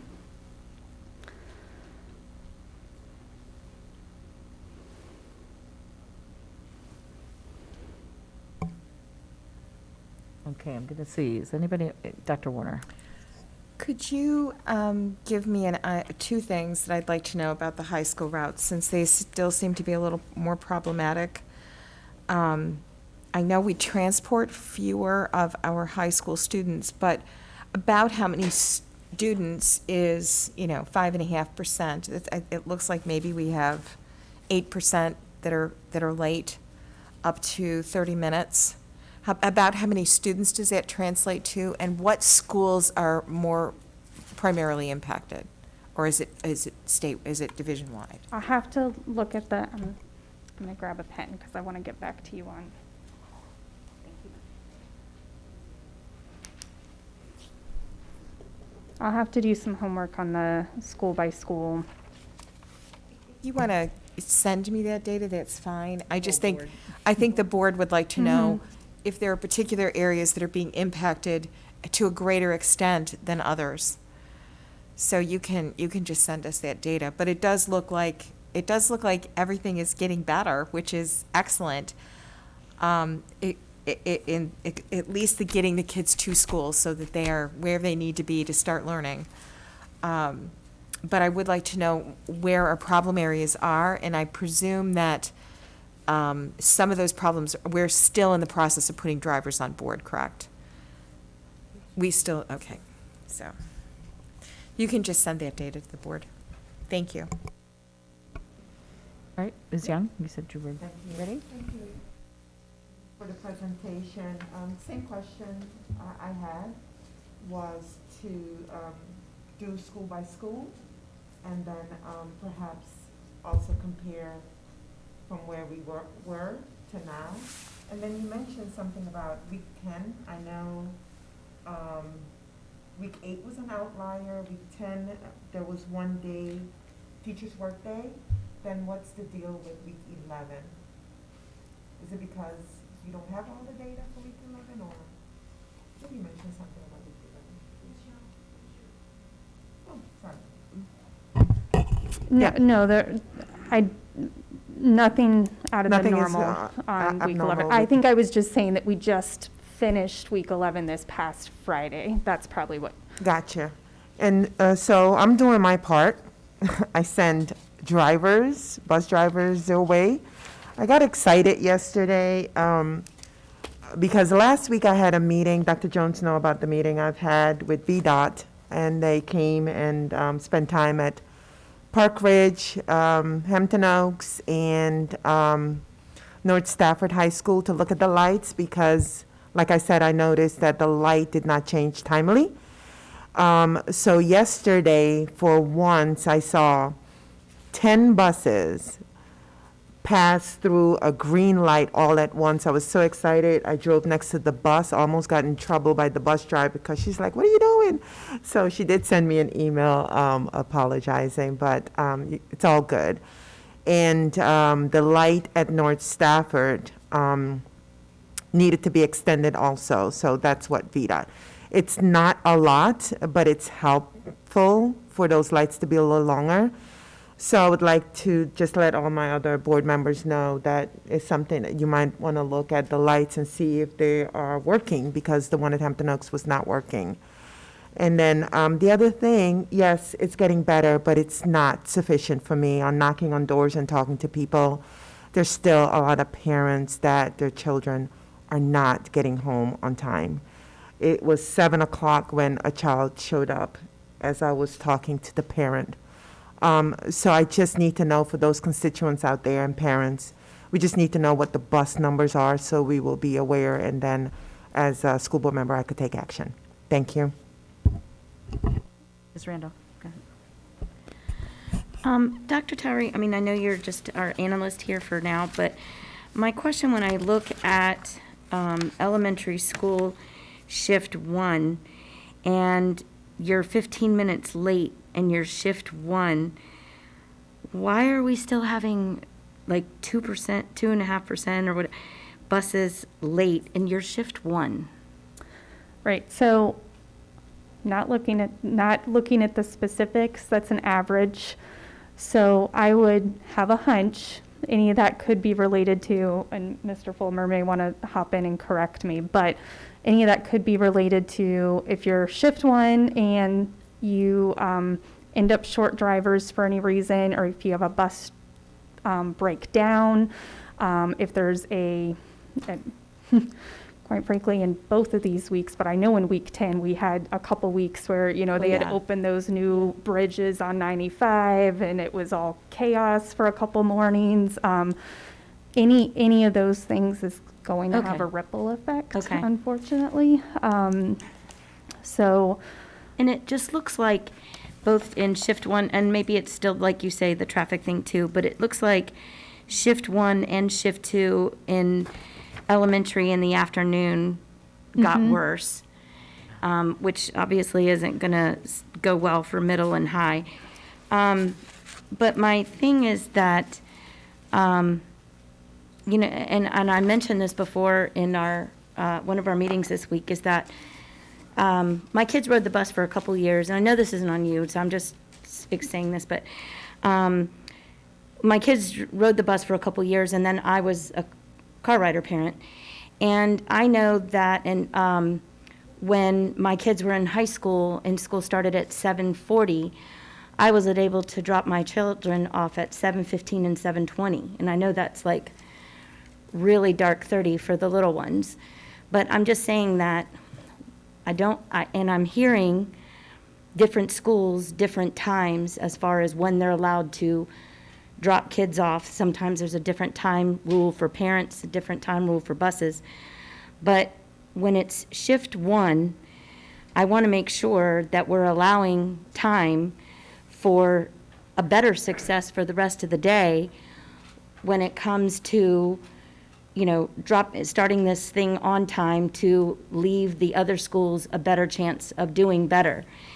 And I know when I was driving my elementary kids, I could drop off at 8:30, and so this 30 minutes before school starts, dropping them off as a car parent or even as a bus potential, I'm just thinking that, especially I know you're saying like it could be traffic anomalies and stuff like that, but when I look at tier 1, elementary shift 1, bus arrivals, I'm a little shocked to see these numbers for the AMs and the PMs, because that sets everyone else up.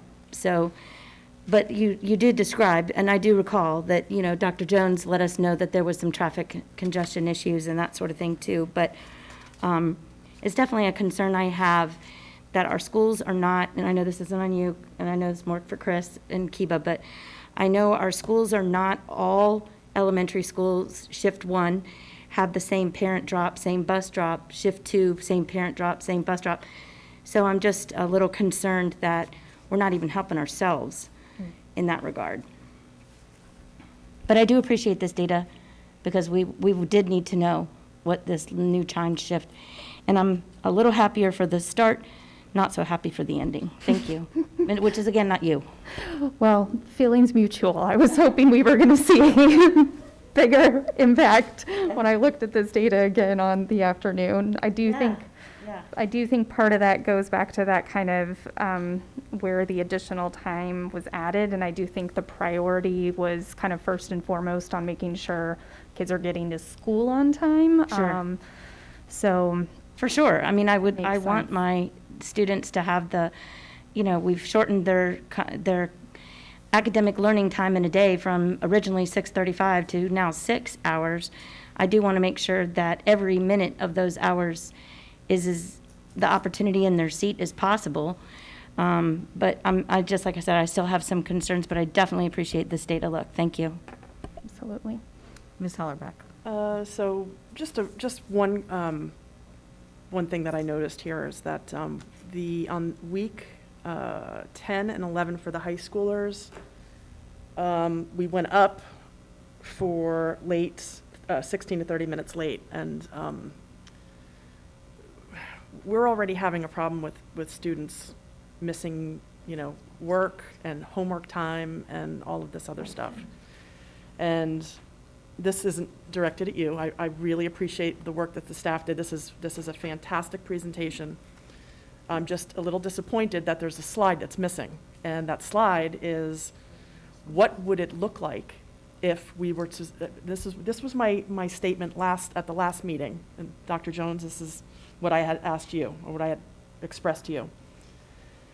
That I'd asked for the transportation consultant to look at the potential schedule improvements if we were to swap back to the high school pre-COVID schedule.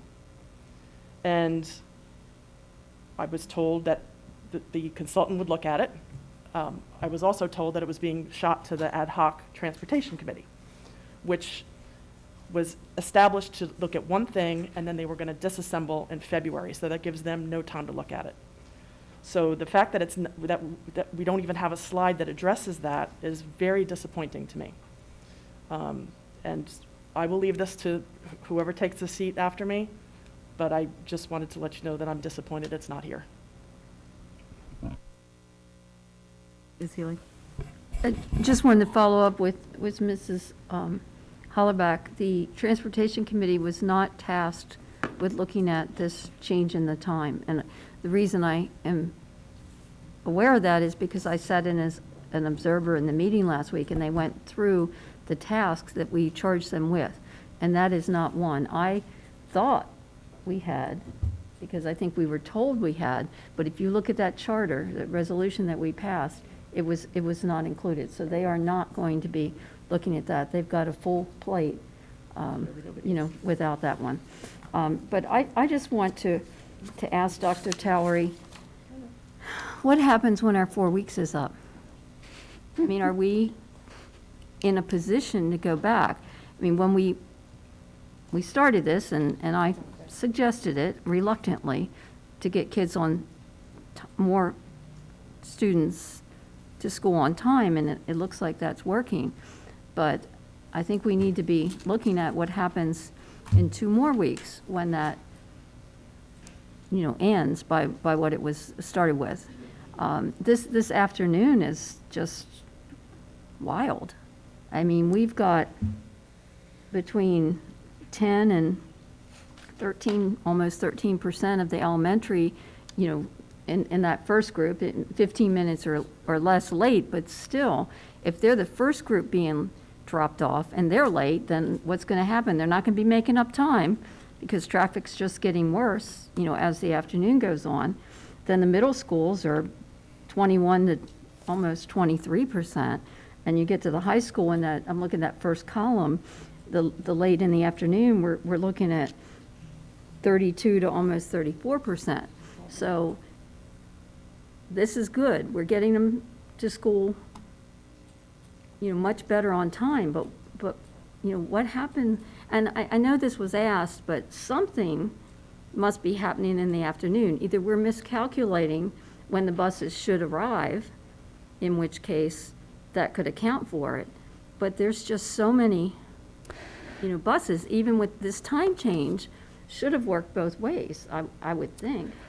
So a couple of things I'd like to point out, just because it's come up in a couple different comments. One of the things to think about as you're looking at this data by interval is you almost have to look at it in terms of it. So when you see the drop in the 31 to 45 from 15 to 10%, a lot of that drop is then moving over into the 16 to 30 minutes. So that's where and then into the 22 to 26. So that's what I kind of meant by that shift happening, where you're seeing an increase in the percentages in the quote unquote earlier tardier ranges and a decrease in the really, really late ranges. But it's a little bit deceptive when you look at it just in the percentages, because you almost have to go out to the over an hour late and then trace it backwards in So terms we're of late, we're looking just at not that. as late. Correct. Correct. That's basically what I was kind of trying to make the point of on that last slide. The other thing here is that in that 15 minutes or less lead, I'd actually like to look at the data, look at the literature a little bit to see if there's kind of a standard interval for after the bell ring, if it's, within 5 minutes of the bell ring is considered on time, or if it's within 10 minutes kind of thing, because I don't know. And this is where, right, I'm certainly not a transportation expert per se, so I would need to kind of reference the literature on that. I struggle to know which of these that we're counting as late in this 15 minutes or less late would kind of by industry standard be considered late. I would certainly think that anything over 10 minutes would be, I don't know kind of if in that 0 to 10 minute or 0 to 5 minute, what of that is kind of considered, that's not an area of expertise I have, and I would need to look into that further. And then the last thing I wanted to point out as we're looking at the afternoon tardies is that, and I have some notes here, Mr. Fulmer may want to clarify this further, but essentially when we added the time, it wasn't necessarily evenly distributed to try and, kind of meet some additional goals and minimize impact. So you did add, for example, 10 minutes between the gap in the morning between elementary 1 and 2 and 10 minutes in the afternoon. Elementary shift 2 and middle school, you basically had 5 and 5. Middle school to high school, you had like 15 minutes in the morning, but only 5 minutes in the afternoon kind of thing. So collectively, you have a much more additional time added in the morning, which is, I think, why we're seeing that significant improvement in the morning and seeing, minimal, if any, collective improvement, very minimal. You are seeing, again, some of those shifts to earlier tardies from where we were before. So what happens in 2 weeks? That's what it does. Did you want to share out on bus driver? I mean, the intent was that this would help tide us over until we got our transportation system under control. Yeah, so I can share some data on where we're at with drivers, and then what we have coming. I do have that, and then, but also ask Dr. Jones to kind of share on where we're going to be at in 2 weeks, because a lot of that is, there's been discussion of, hey, this has provided great results for mornings especially, and as Dr. Towery has mentioned in the afternoons, keep in mind that 1 minute late, which is a kid's not even going to get out to the ramp in 1 minute from the time the bell rings. So we're counting 1 minute of GPS, that bus is in the lot 1 minute after the bell rings up to 15 minutes. So that's considered in that 1 to 15 minute. But really up to 10 minutes means they're still on time, because that's when that bus is supposed to pull out of the school. So that's part of the reason we see the inflated numbers in the afternoons. We wanted, and we recognize that, and we've talked about it, but we wanted to be consistent with the way we presented it in the past to show that. And that's why we see the shift, and that qualitative feedback that we've gotten from the principals is, hey, before we did this shift, I might have had, high school specifically, I might have had 1 or 3 buses here waiting when the bell rang. Now I've got 5, I've got 7 buses waiting when the bell rang, and they're now getting here shortly after the bell. So more kids are loading up immediately versus having to wait 30 or 40 minutes. Pre-COVID, when we had all the elementary shifts together on the same shift, we had second and third loads for elementary, and those kids were getting home 5:30 was the last kid we usually dropped off, last student we dropped off each evening. Right now, and with this current schedule, our high school kids, the last one, actually yesterday dropped it off at 5:10. Today it was 5:20. So as far as the length of time after when school ends or the last kid getting home, we're in that same range that we were pre-COVID, and Mr. Baldwin alluded to that, and we discussed that when we met 4 or 6 weeks ago. So I just wanted to clarify that, and Dr. Towery did a great job explaining, but wanted to add on to that. Can I interrupt for just a second? Also, when you think about that afternoon time, you got to think about, one of the concerns we heard from staff was how much time they're spending after school supervising students. So we've reduced the amount of time the staff are spending after school, even though we still have late buses, but we've reduced the amount of time staff are spending after school supervising students. Let me go to Dr. Chase first, because I don't think she's had a question yet. Sorry, let me. Yeah, no problem. So this is not a question for Ms. Towery, this is a question for Dr. Jones or Mr. Fulmer, and it's sort of piggybacking on Ms. Healy. So the initial plan was this would be happening for 4 weeks, and then we would have more bus drivers, and then we would go back to the original schedule. Is that going to be feasible?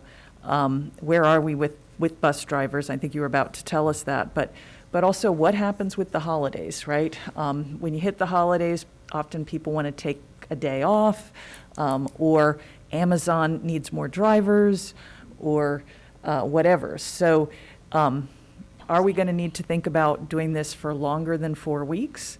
And if so, how much instructional time is lost every week that we have this schedule? Dr. Nichols has calculated that. I'm not sure which question you want to answer first, but 6 hours.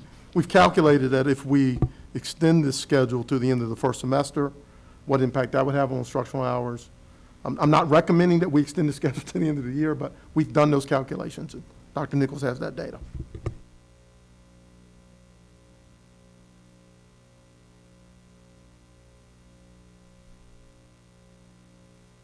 And as he's coming up, just for clarity, previous conversations we talked about minutes, days, and hours.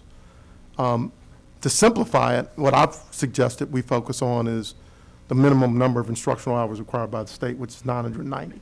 So I've asked Dr. Nichols to talk about it in terms of hours.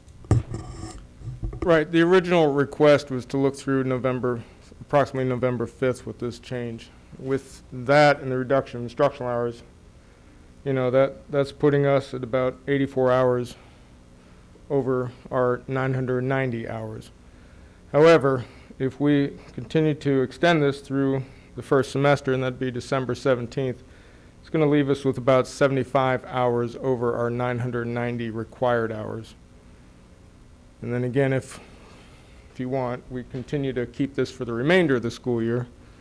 I've calculated that out also, which would leave us with about 44 hours over our 990 required state hours of instruction.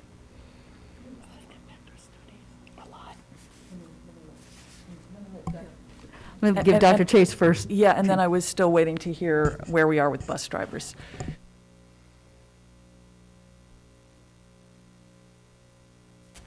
So some of the improvements you see there is not only because of the time change, but also because we have added drivers, not only since the beginning of the school year, but even since September 20th when we presented this last. So since the beginning of the school year, we've had 27 new drivers on the road today since the first day of school. Since September 20th, we've had 17 new drivers on the road. We just did another CDL job fair, so we had applicants that had their CDL licenses. Not a job fair, excuse me, but a training day. So we brought those, we had 9 come in on this past Saturday, and over the next 2 weeks, really at least 3 of them this week, but all of them, about 8 of them in the next 2 weeks will be on the road again. So that's going to be a big boost as well. That's not going to eliminate maybe the need of extending this schedule. So we've had over 200, probably 250 applicants since the first day of school. And so it's not the applicants now it's getting them through the training, but we have had several classes going and we're keeping a running tally. We're trying to get them through. It's more than just getting them in the door though. We've got to get them through all the classes. We got to get them adequately trained and make sure they know all the rules and they're safe drivers. So our staff are working diligently on that. I know there's nearly in the 45 to 50 range right now just in the training process. And how many do we need in order to go back to the original schedule and actually have students getting to school on time? Yeah, so I want to clarify because I know when Mr. Baldwin gave that number on September 20th, there were some people doing some double takes. Wait a minute, that's more than I thought. It actually lines up almost identical to the number I shared at the beginning of the school year, and I'm going to explain why. So when I gave the number at the beginning of the school year, I said we needed 42 plus drivers, but that was when we had all of our office staff out on the road driving. That's every hourly substitute driver is assigned a route. So we need to get back to the point where those sub-drivers are truly sub-drivers, so that when we have drivers that are sick, drivers that are out quarantined, we have drivers that we can plop in and not consolidate and double routes on the go, on the fly. Ideally, we have budgeted 225 FTEs, but we need at least another 20 sub-drivers on top of that. And right now we have 208 drivers roughly, not including any that are starting tomorrow. That's just, as of today, about 208. So we still need 37 to get us up to that comfortable number that replenishes our sub-pool, that gets our lead drivers back into the office. It gets some of our routing coordinators that are driving back into the office so that they can work on the things that they need to on a daily basis instead of on the road in the mornings and afternoons and then only in the office in the midday. Now, until we get all of those office staff and those subs are still going to be out there. But, we do have, our drivers get sick. And so we know we're going to have call outs. We're going to have scheduled time off. And our drivers have been phenomenal. Mr. Baldwin will tell you he has never seen dedicated drivers like he has in Stafford County. So I just want to reiterate how phenomenal that has been. But sometimes it's out of their control and they're not able to be here. So we have to plan for that. And in the past, we had some sub-drivers. On really bad days, no, we didn't. But we could adjust for that. And so we want to get back to that. So really, we're shooting for that 245, 250 FTEs, or total drivers, budgeted FTEs, plus our substitute drivers. Madam Chair.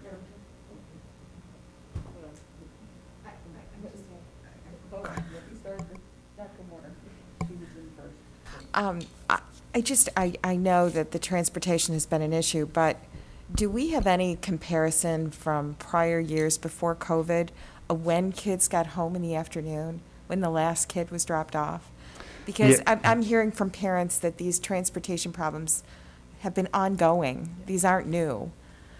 Yeah, and so I touched on that a few minutes ago, that pre-COVID, we our clear times when the last kid got dropped. This is the last kid, so it's not 10,000 kids getting dropped off at 5:30, but it could be anywhere from 5:25 to 5:35, 5:40.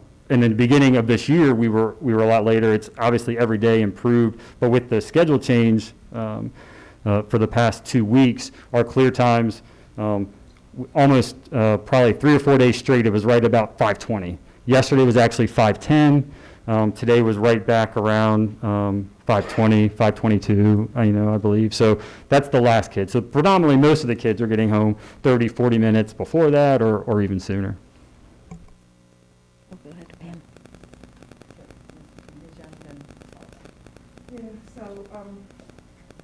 I know we are still in COVID, and it is getting better. I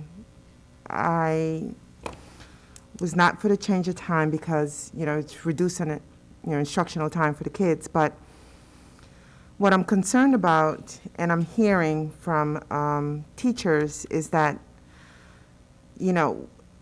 what are we doing for the students that are missing instruction? I have not, and it may not be you to answer that question, but I have not gotten information on that. And hold the thought for a moment, Dr. Jones. But what are we doing also for those teachers and staff that have to stay with the students until a bus arrives because of the doubling up, and it's later and later, and these are the same teachers that have to do their own class schedule and work on they go home for hours and have to do the work that they usually would do during the day. So my issue is, even if it's just one student staying late, they still have to wait for that one bus. So the fact that we are getting some more students on time is not good enough for me. And yes, we're in COVID, and yes, we're quarantining, but this needs to be a wholesome resolution. And I think we need to look at some root causes of what it is and why it is that we're here. It's just not, the buses are late. We just need to look at the schedule itself a little bit better to see if we're doing all we can to get these students on time. and get teachers and staff out home on time, because we're stretching them thin. You know, we will say, yes, we're working better, but and the bus drivers, you know, they're excellent bus drivers, but we have excellent staff, and we have excellent teachers that are stretched thin because they have to do their work.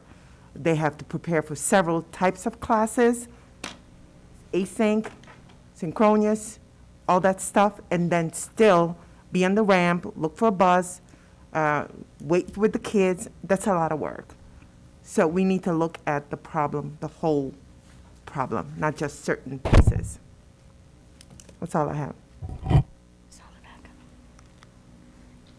Dr. Jones, I didn't know if you had wanted to respond at all. I think we all know what the root causes are. Just lack of bus drivers, congestion, and time for routes. I mean, that's why we made the schedule change. And Mr. Fulmer alluded to it, the sweet spot in terms of the number of drivers is between 240 and 250. And again, I will commend the board, because one of the things that happened with the new salary scales, we 250 applications. So that is a solution aimed at the root cause, which is lack of drivers. When they call out, it's not lack of drivers, because, you know. Well, that's why the 250 numbers is the appropriate number, because it gives us an opportunity to have subs. And right now, we're not there. All right, Ms. Hollerback, you were next. Are we requiring our bus drivers to quarantine if there's a suspicion that they've been on a bus with a student who may or may not have been diagnosed with COVID? Yes, if they meet those quarantine protocol, if they're within the 3 feet with the mask on. I don't want to get into the details. That's more of Dr. Hummer and Colette. Understand. But yeah, they are quarantined. I just wanted to understand how if we're requiring them to quarantine, are we also making them take PTO or their vacation time to do this mandated quarantine? Yeah, so they would follow the same rules that we apply to the rest of our division, which is going to vary based on their vaccination status and how they're exposed, or if it was a family member or at home. Okay. So. Because we do make, sorry. If we're looking for ways to retain bus drivers, maybe this board, maybe the next board, would it behoove the board to look at not requiring them to take their PTO in order to do the mandated quarantine time? Is it something that we could do and be within the law, within fairness, and all that other good stuff? I can't speak to that. I would say we want to encourage all of our employees to become vaccinated, because if they are vaccinated, they will not have to quarantine. And so we have drivers, we have staff across the division that have to quarantine due to that. So that's what we're encouraging. Okay, thanks. Thank you. What about our high school travel kids? Are they now all on time for arrival and pickup and bringing them back to their base schools? How is that? Because that's not shown anywhere here, so I don't know what that looks like right now. Yes, so I'm going to ask Dr. Nichols, probably can speak to that better than I can. I know it has improved. I know generally we're getting them there to the school on time. There's still challenges sometimes getting them back to the base school, but that improves really on a daily basis as we add drivers. Like I've said, we've added 27 since the beginning of the year, and I think it was 17 just since September 20th. So that's improved. I'll let Dr. Nichols, probably explain that a little bit better. Okay. I have a second part. The quantitative data would tell you that the morning has improved. It's not where it needs to be by any means. It has improved. The afternoon, the middle runs, based on the adjustments and some of the schedule, has made some issues at some schools and some runs. Brook Point to North Stafford might be later than what you see, of course, Mountain View or Colonial Forge getting to North Stafford. So it very much differs based on which school and where they're coming from. So there is some problem there. It has improved. We don't have as many, but we still have problem areas. Okay. And are we still having kids stay at their base school to participate virtually versus in person for the programs that they're in? that was an option, but when we started improving our times and travel times, and that pretty much into the, I think It it was ended the it? 4th week, it cut it down, yes.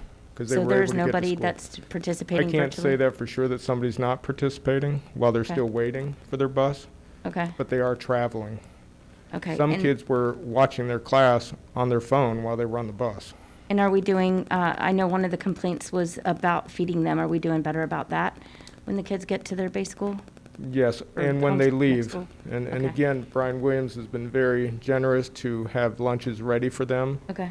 Before the lunch shifts even start, so they could eat before on their Okay. way. Dr. Towery, one of the things Dr. Warner had asked was to get maybe an idea of what schools are consistently affected, but also what bus routes are, or bus numbers. And is it because they're an unassigned route or whatever? But if we could get that, like what buses are consistently, as well as what schools are affected, and if we could also get the travel school issue to see if there's, maybe something else. And we're done with the bus line service that we hired. We don't have that anymore? Okay. So one comment that I've heard even from parents that have sport kids in the high school is that they know when they're playing a team from Stafford County, they can count on everything to be late for their games and that sort of thing. And if they're playing someone from outside of the county coming in, they know they're going to be able to compete on time. So I know our middle school and high school sport programs are also affected, especially like when we look at these kids not even getting home on time in the afternoons at every level. Like I said, I'm struggling a little bit with elementary shift 1. It just, has another effect on kids and their families. So, but I'm interested in finding out what those buses are and the schools affected. Thank you. So let me just ask a question about how you want that data, because I certainly encourage you, if you want to look, I use the term, look behind the curtain to see what our program evaluation staff are doing with the VersaTrans system to look at the data. I don't know the best way to do that, but if you're interested in doing that in 2x2 meetings, we can make that happen. If you're interested in meeting with Dr. Towery and Dr. Schutz, we can make that happen, so you have a real rich view of how we're gathering the data. I'll certainly offer that to board members if you're interested in it. Thank you. All right. Okay. Ms. Healy. I just wanted to follow up on Ms. Young's comment and question about what are we doing for the students that have been late since the beginning of the year? It's great we're not as late now, but they lost so much time. And I know I've raised this, Ms. Young's raised it before, other members of the board have raised this. This isn't with you, but, I want to know what we're doing to help them catch up. And this would be the ones that missed half of the first block or the entire first block. I mean, we've asked this question many times, and I don't recall an answer. So if there's not an answer tonight, I understand, but I would like to have that answer, because those students, we hear from the parents saying, my child's failed the quiz. My child's not there. They're not getting the instruction because they were late. And even if we could wave that magic wand and everybody was on time, starting tomorrow, those students would still be significantly at a loss because they were late for an extended period of time. I know that we've answered that question. I don't know if we've done it in writing, but we've done a number of things. We've recorded lessons. We've provided flexibility for kids to make up work. Dr. Nichols may want to speak to this, but the real solution is to try to eliminate kids being late, which is some of the data you saw tonight. So I think the ultimate solution is, how do we prevent kids from being late to school, period. And I think the data you've seen tonight is that we've done that. We've drastically reduced the number of students that are late, which is the ultimate solution. I've heard from parents saying that their kids were failing, so I would like to know what we're doing. Yeah. Well, as Dr. Jones said, we're recording lessons so kids can go back through Canvas. They're putting their lessons in Canvas so they can go in and catch up. Teachers are staying after. They were utilizing the time that they had kids there waiting earlier on before we've reduced some of it, but there's still plenty of kids staying after who can stay after. They're reducing assignments. They're looking at essentials. The assignment might be a little shorter to help them catch up. They're working with buddies, with kids. They're trying to mediate during the day when they can. Our teachers are doing an awful lot to try and work with every student to be successful. Can you repeat what you just said? Can you repeat what you said? You said the teachers are working? Yeah. Our teachers are working very hard to assist their students in making up the work that was missed. That is granted, missing an hour of instruction, missing a half an hour. Yeah. Let me add this too. I mean, I know you've heard this. At the middle schools, we built intervention periods. So there's a 45, I'm not sure the exact time, but there's a 30 minutes. 30-minute intervention period that's built in the day so kids can make up for it. When buses were late, what many middle schools did is they adjusted their intervention period at the beginning of the day so students didn't miss instruction. Since they're arriving on time, I'm sure schools have adjusted to not having the intervention period at the beginning of the day. Teachers were adjusting their lessons. Again, they were doing more review within the first part of the classroom, some assignments in the first part. Some kids majority of their class were getting there by within 20 minutes later, so they were adjusting, flipping some of their classrooms on how they were doing their assignments. They were being as creative as they could within the confines that they have. But all our administrators are working with their students and being lenient on grading, giving benefit of doubt as far as the mastery of the content. All right. I'm going to make a final comment. Final ones, reiterating what Dr. Nichols of the teachers and stuff and that I have talked to. They are pouring into these students, and it's taking a lot of their time. They are also being asked as students continue to join our division. It's another way to go back to growth. Talk to many schools. One of the elementaries recently said, every week I have 1 to 2 kids joining our classrooms now. We are not getting smaller, and that is an additional burden on our teachers. But it's also because they care. So they are working, they are our front line on helping with learning loss, and they will continue to be. The board's job is to figure out how to minimize that impact. We are trying to manage this part of your job, or of the job that we are giving to our teachers. We are trying to get the students there on time. It's a difficult job, as you all have seen. We are trying to figure that out, but we are not missing, or I'm not, the impact that you are making on these students who are late, who are upset. When parents write to me, I also am asking how their student is reaching out to you. Because it doesn't need to come to the board member, it needs to be on the students to come and work with you. I want you all to be very clear on the time that it takes to do that, and I sincerely appreciate it because I know you love your students and you don't want to see them fail. Going back to transportation itself, the reason I think the request by Dr. Warner, reiterated by many people or many board members about the targeting of where are our problems, the reason that's so important is that will help Mr. Fulmer and Mr. Baldwin target where to put in our new drivers.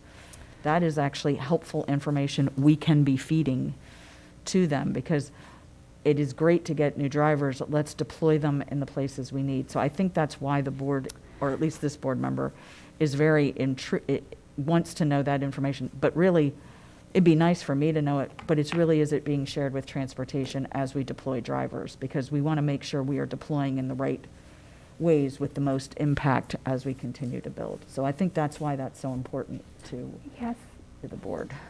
Can I Is it okay if I respond to that just real quickly? Because I jotted down some notes as we continued asking questions along, and one of the things I did want to mention that won't get into a specific school-by-school analysis. I think Dr. Jones makes a good mention of, we're happy to kind of sit down and kind of walk through those pivots so we can adjust it by different things. But there are two things that I do know from the little bit we've played in the pivots, and one of those is we do see, as I think it was Ms. Randall mentioned, but as one of you certainly mentioned, the impact of unassigned bus routes is, as we would all expect, to be where we see some of our highest tardies. So as we continue to build that bus driver pool, that should assist with that.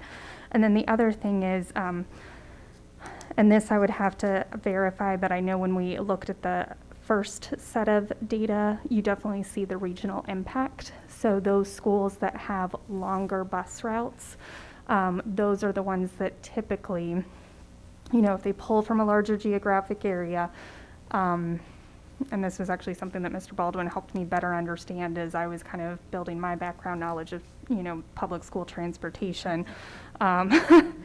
The impact is that much more severe anytime something goes wrong, right? When you're in a more condensed geographic area, it's quicker to get someone out. If a bus breaks down, it's easier to do those things. If you are way out towards Hartwood or way out, Brook Road or some of these more rural areas and something goes wrong, it takes longer to adapt from that, right? So those are just kind of two trends I did want to highlight before we get into kind of the school by school specifics.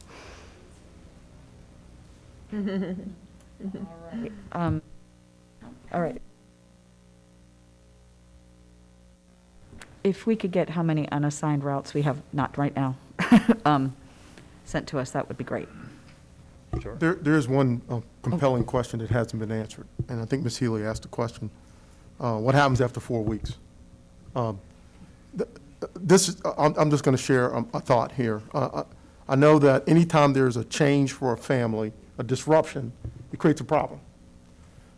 So I would think carefully about, if our families have adjusted to this new schedule and it's working, do we want to make yet another change? Again, I'm not making a suggestion one way or the other. I'm simply suggesting that our families have gotten accustomed to the schedule. So if I had made my original recommendation, it would be that we would have continued the schedule through the end of the first semester for consistency's sake.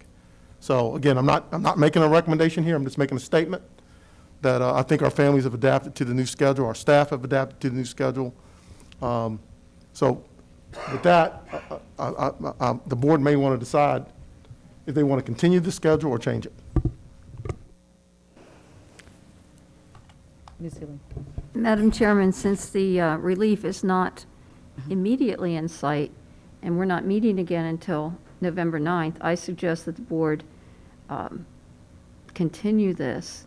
And I say this reluctantly, but through this semester, if we get all these bus drivers on board and, things look good, we could look at it. But, I'm more concerned about going backwards and having more students be late for school. And I'd like the transportation to focus on those after-school runs where we still have some, what I consider unacceptably high numbers of late buses. Thoughts of their board members? Well, I think we need to, like Ms. Healy said, I think we need to give this more time because there's still problems with the schedule and we're still onboarding more bus drivers. If everything goes perfectly, it takes 6 weeks to onboard a bus driver from start to finish if they don't have their CDL. So given that we're still looking at, we need another, 20 bus drivers? 37. 30, so. 37. 37. No, we have 237, I thought. We have to get to where we need to be. Oh, we need 37, sorry. We need 37. I can't read my own handwriting. That's a lot of bus drivers and those unassigned routes are clearly contributing to this dilemma. So we need to just get more bus drivers. And I think that Mr. Fulmer, Dr. Jones, Kiba, Mr. Baldwin are working very hard to make that happen. I think I'm not thoroughly inclined to go with this, but my other thought, though, is that while we are thinking forward to this semester, we also need to have some sort of a planning time to think about and sit down and decide what to do for the next semester, because as Dr. Jones says, our families are planning. They need to know for their childcare, for their work schedules, the kids' work schedules. This has just been not a very happy start for not on transportation, but for our families in regards to transportation. So while we look to making a decision about this, I also would like to know when, and sooner, not next semester, do I want that schedule made sooner about next semester.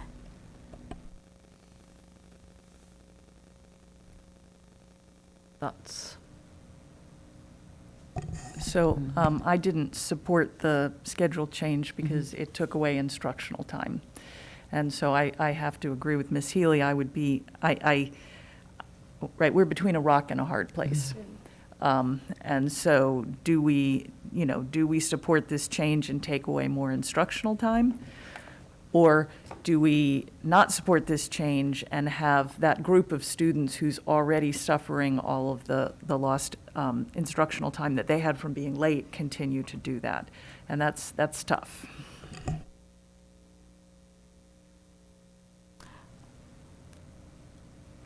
We need to know from everyone.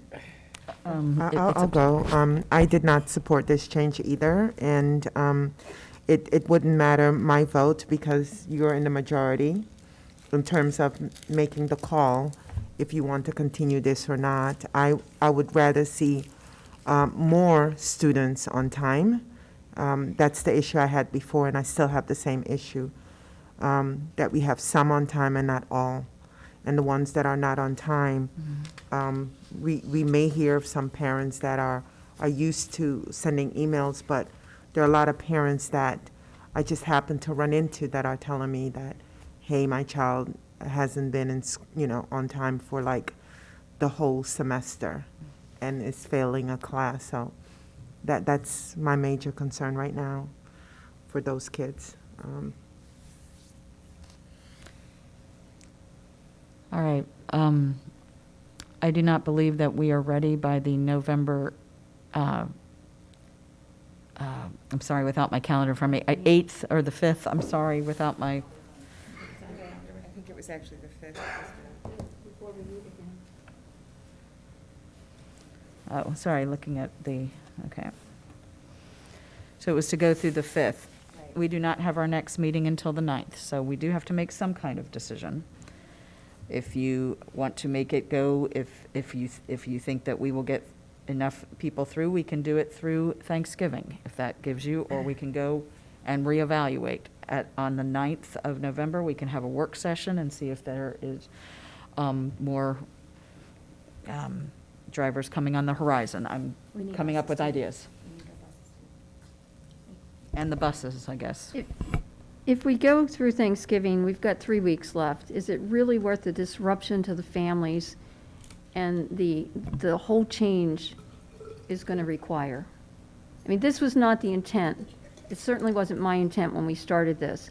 But seeing these results and seeing more of the students there when the bell rings, I'm willing to extend it so that those same students who were late the first 2 months of school are not going to be late for another month. And I got to believe it's harder on the teachers because the teachers are trying to catch these students up.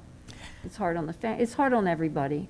But I absolutely want to have the plan that starting next semester, we're there all day. I'm very distressed about the loss of instructional time. I think we all are. I think that's been clear.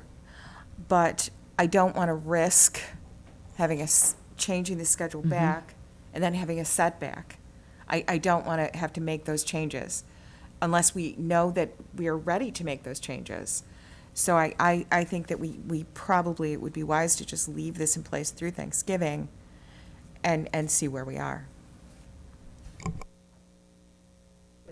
The problem is, we don't meet after Thanksgiving. We meet on the 9th, and then we don't meet until the middle of December. So then we've got another lag. And So communicating what's- those changes needs to go out well in advance Okay, if we're going to change this. So Dr.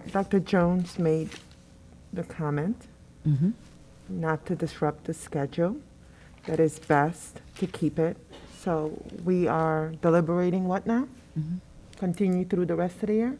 Yeah. Okay. Through the rest of the semester. Semester. Through 12-17. Okay.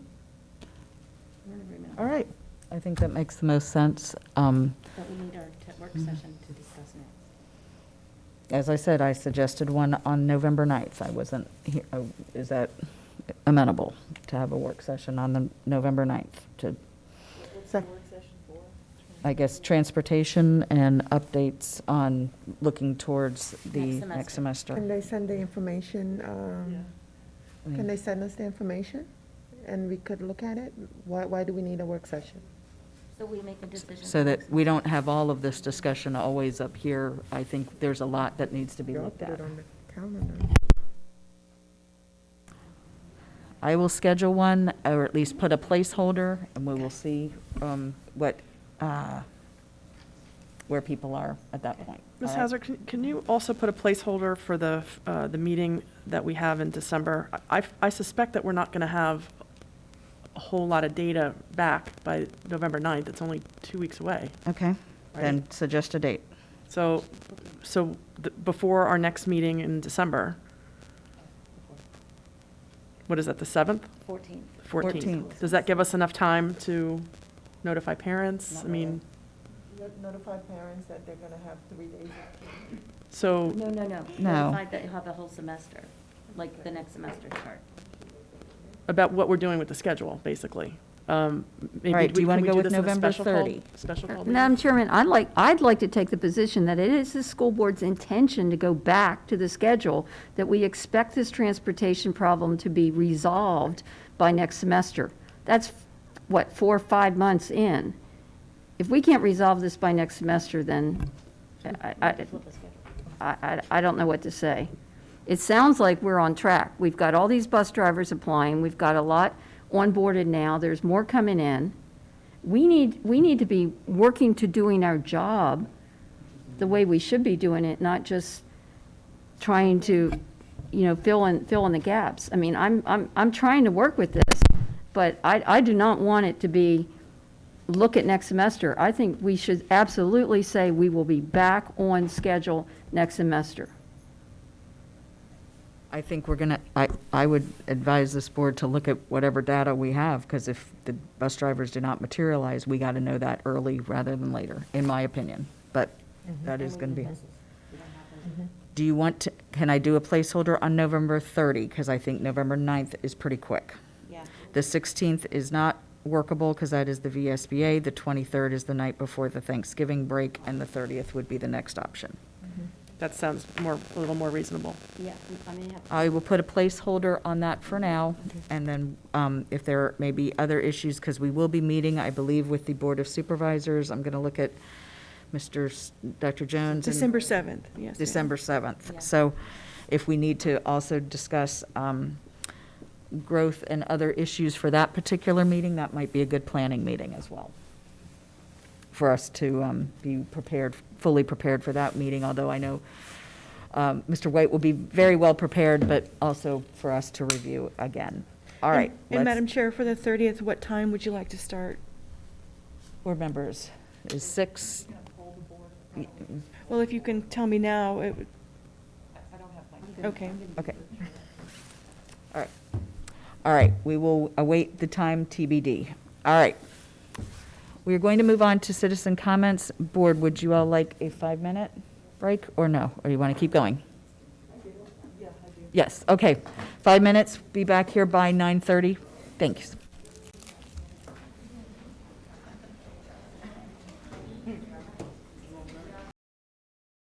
Welcome back to the school board meeting. We will continue the meeting with our citizen comments. I will go ahead and issue the invitation. We have several citizens that have signed up. I will read them out, but let me give the invitation first. 3 minutes are allotted to each speaker or group. Speakers are encouraged to provide a copy of their comments to the board clerk. Speakers shall identify themselves by name and organizational affiliation if the spokesperson represents an organization.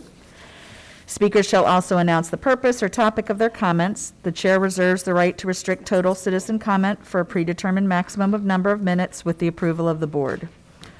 Citizen comment which is profane, abusive, or which threatens imminent physical harm shall be ruled out of order.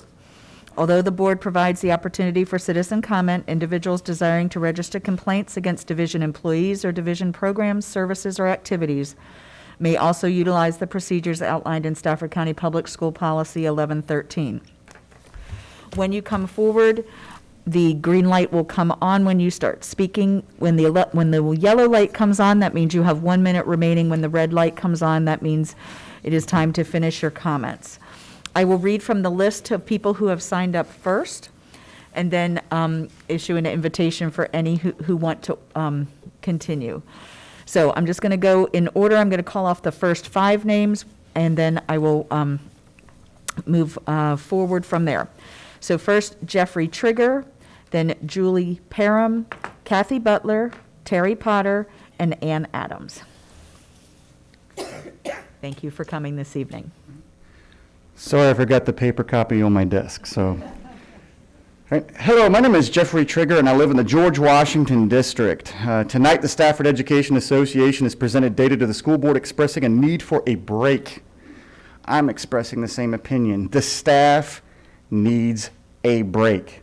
If we're talking about doing what is right for students, then we absolutely need a break. And here's why. During the last 3 school years, every single staff member has had a different schedule every single year. This year alone, we've had a schedule change that the board says is only temporary.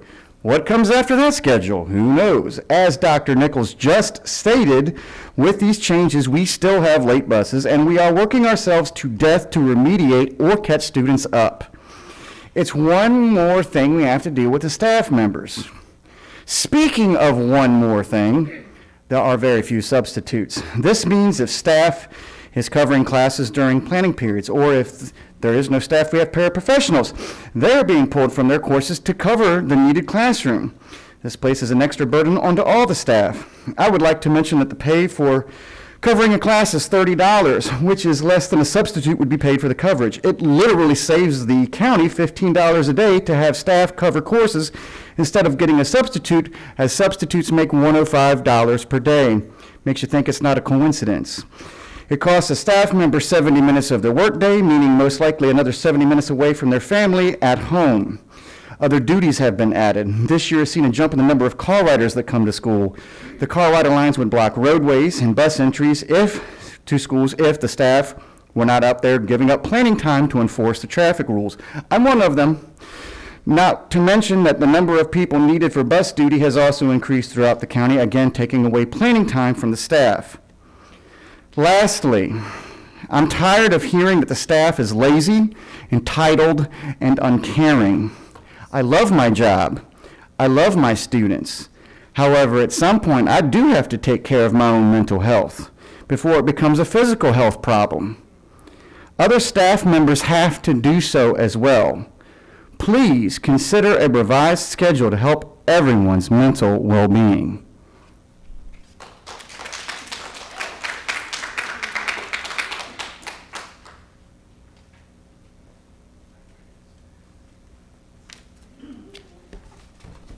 Good evening, Board. My name is Julie Parham. I teach at Hampton Oaks Elementary School. I live in the Griffiths-Widewater District. And I'm here to support SEA's proposal. I'm what's known as an old-timer. I'm beginning my 40th year of public school teaching.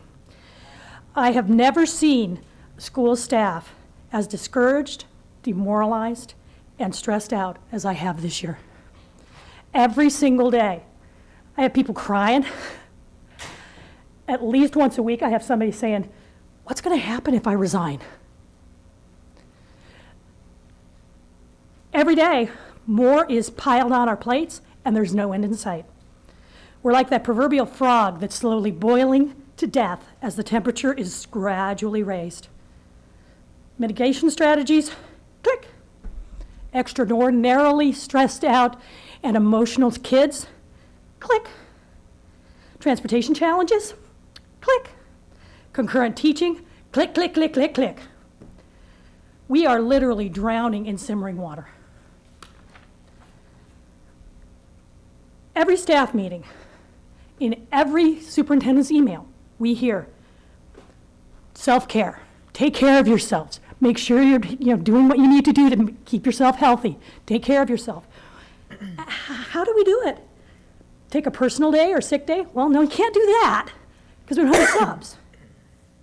Practice a hobby or go out and exercise? Well, you got extra work you have to do after school because you don't have any planning time during the day. Keep yourself hydrated, eat well. Well, when your lunch hour is only 20 minutes and you don't get a bathroom break for the entire day, that's pretty hard to do. I'll be honest with you. 3 days is not much, but it's better than nothing, and it's a good start. So please consider approving this policy. Thank you.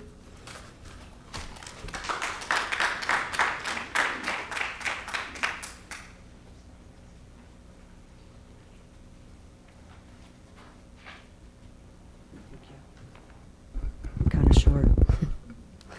Good evening, Madam Chair, members of the board, Dr. Jones, and esteemed colleagues. I'm Kathy Butler, and I reside in the Rock Hill District. I'm an admin assistant at A.G. Wright Middle School and the president of the SCA. I'm here tonight to talk to you about mental health and why the 3 days are needed. Mental health is a taboo subject on any given day. Most people don't like to talk about it or admit that they are struggling, and there's a lot of people who don't believe our staff members are struggling. But I'll tell you, we are. I used to think I was an emotionally stable person until COVID. I can freely admit that I am not. I have good days, and I have bad days. On the bad days, I lean on those I trust the most to get me through the day. I go home at night and cry in my bathtub with the door locked, as I'm sure most of my colleagues do. I want you to close your eyes for a minute and think about to the last school year. Virtual learning was a task we all took on. Teachers and staff worked tirelessly during classes, in the evenings, on weekends, answering parent and student emails, sometimes at midnight, or early hours of the mornings. Now open your eyes. Fast forward to today. Our teachers are still working tirelessly. Our staff are still working tirelessly. Why? For our students. We never stop. We just keep going. For our students. We need a break. Our students need a break. We are still struggling with the workload, with the discipline, no substitutes to fill much needed classes, giving up planning periods to cover a colleague. Staff just can't catch their breath due to the ever-changing schedule and tasks that keep being added, sometimes at the last minute. These 3 days will give the staff much needed days to recharge, to come back better and stronger for our students. For those who are vocally against these 3 days, for those who have been extremely vocal on social media, I'd like to invite you to please come into my building, to any building, and be prepared to work, because we need substitutes. Subs in our building, talk to the staff, they'll tell you their stories and how the struggles are real. Thank you.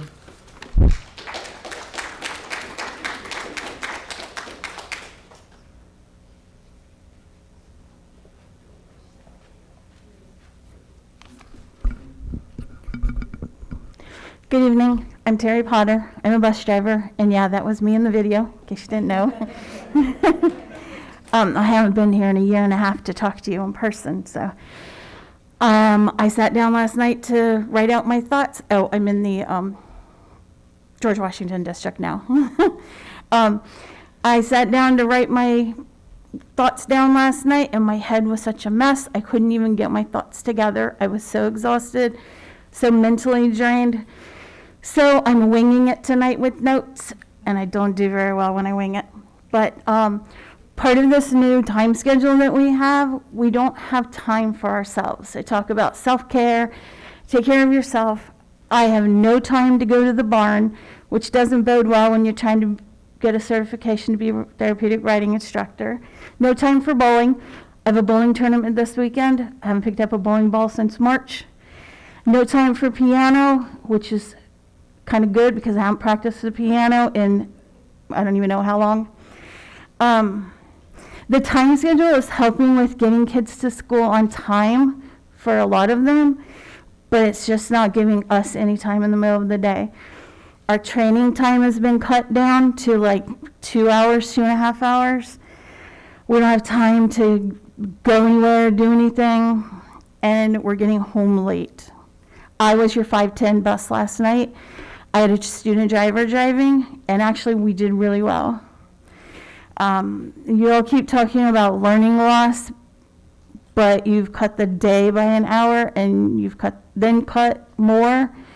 We need to be back on a full day. Get those kids in school all day. One of the reasons we don't have drivers is pay, but the lack of respect, the disrespect, and the damage to the bus. I have had so much damage to my bus this year. Pencil holes, ketchup everywhere. It's just ridiculous. We are training. We are training Saturdays, evenings, 12-hour days, and it's still not good enough for y'all. We have put about 30 drivers on the road. I have one going on the road tomorrow. We are just mentally and physically exhausted. Please, for all that is good and holy, give us our lives and our sanity back and consider going back to the old schedule next year. This new one just is not working for Stafford County. Thank you.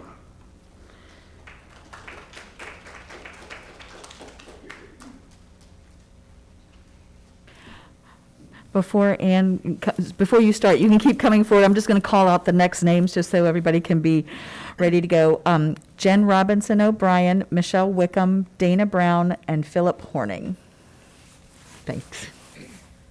Good evening. I'm Ann Adams. I live in the George Washington District, and I teach middle school English at A.G. Wright. I'm in my 29th year of teaching the children of Stafford County. I wanted to attend a funeral last week of a gentleman I knew for over 30 years. But as soon as I learned that his funeral was on Friday, I knew I couldn't go. My school had 5 teachers without substitutes last Friday. I need to arrange to have a plumber fix 2 faucets in my house. When am I supposed to do that? Isn't that why we have personal days? I can't ask a relative to help me because none of them live within 50 miles. My family consists of friends at school and the folks behind me who are wearing red. I shouldn't feel guilty taking a day off for these reasons, but I do feel badly because my colleagues will most likely be asked to give up their planning time to cover my classes. My uncle's funeral is November 16th at Arlington National Cemetery. I should be able to go there and be with my family without feeling guilty about it. I have health issues. Last January, my blood pressure was in stroke range. I was diagnosed with a heart condition. I have worked hard to change my diet, exercise more, and lose weight, but because of those efforts, my cardiologist determined I don't need to be on blood pressure medication right now. I'm concerned about my health. I am so afraid of getting a breakthrough case of COVID. Due to my age and health issues, I would probably end up in the hospital. With teaching middle school, we have lots of students who are not old enough to be vaccinated right now. I have given most of my adult life to this county. We are in a global pandemic. This is not business as usual. And more, I feel that my job will be the death of me. If we get the day off on November 12th, I hope, Dr. Jones, you will arrange with the health department to make sure we can get our booster shots on November 11th. This would alleviate us having to take days off to get over side effects. I am very concerned about the health of my colleagues. We cannot take care of our students if we don't take care of ourselves. We need these mental health days to take care of all of us. Thank you.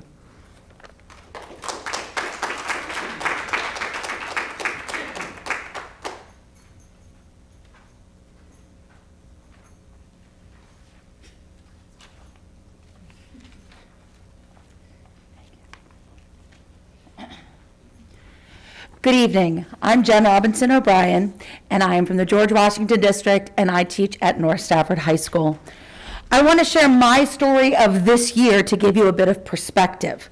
First and foremost, I consider myself a veteran and a master teacher. I've been a department chair, a teacher trainer for UMW, as well as a mentor for numerous teachers, and I spent 5 years training all the new teachers at the county level during the New Teacher Institute. I give this background to emphasize I'm a veteran. I've been there, done that, and can walk into most classes and handle that block. But this year is the hardest year I have ever taught. And I include my first year when I had a principal who decided that I needed to stay till midnight on several school nights because that was other duties as assigned. I am teaching 4 blocks. Now, yes, I was approached, and yes, I had the opportunity to say no. But when an 11th grade inclusion teacher leaves for another position, 2 classes were left without a teacher. 2 classes that needed to pass 2 SOLs after having the last time they took the SOLs back in 8th grade. And remember, this is an inclusion class. In a class of 26, I have 6 Ls, I have 10 IEPs. 90% of this class needs serious reading intervention, and several are seniors who failed English 11. Oh yes, and my collaborative teacher, she's amazing, but when she's out, no sub is given. You'd think I'd have time to meet with my collaborative teacher or my mentee during the generous time in the morning, except I'm part of 6 PLCs, of which I lead 3. And let's not forget the 504s and the IEPs.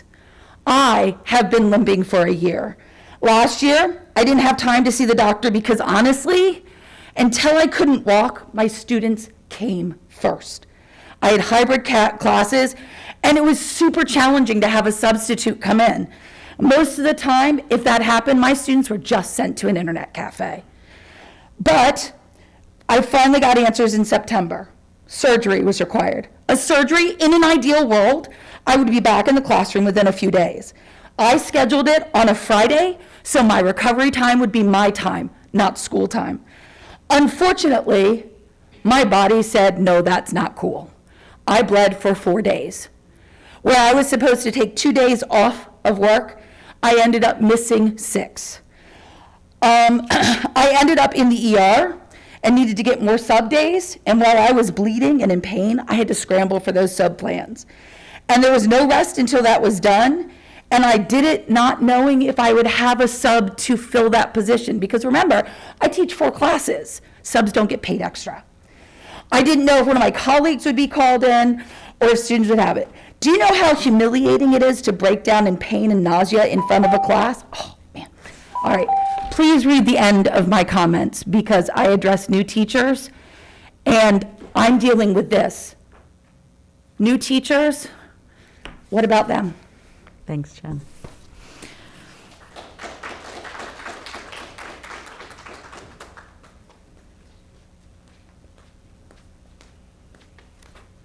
Good evening, members of the board, Dr. Jones. My name is Michelle Wickman. I'm a resident of Hampton Oaks, a parent of 2 children in SCPS schools, and a teacher at North Stafford, world's greatest high school. I'm speaking this evening to reiterate my email request from October 17th on behalf of SEA, asking that you consider amending the school calendar to support employee mental health, as many surrounding school divisions have done. Every day I hear from educators who are reaching burnout. I regularly learn of yet another person who has left their position in the county for something outside of education. We can't continue to give so much with so little recuperation or planning time. It's just not sustainable. It might seem simple that educators could use their own sick or personal days to mitigate the burnout, but the reality is that taking a day off is not a simple task in the education world. We're facing a severe sub shortage, and spending hours making sub plans, knowing one of your colleagues will likely have to give up their planning so you can be out, the entire process is inherently counterproductive to mental health. So here's what you can do to help. First, I'd like you to approve the proposed calendar changes, making November 12th, February 18th, and April 15th days off for the entire division. Compensate hourly workers so they don't lose wages. I know arrangements like this have been made before. Additionally, Monday and Tuesday, November 22nd and 23rd, should be asynchronous learning days, and all staff should have the ability to work from home on these days. Attendance is historically low on the 2 days before Thanksgiving, so making the days asynchronous provides staff with additional planning time, and it gives traveling students the ability to complete their work outside of school. This should please many families while also eliminating the need for educators to play catch-up after the break due to a large number of students having been absent.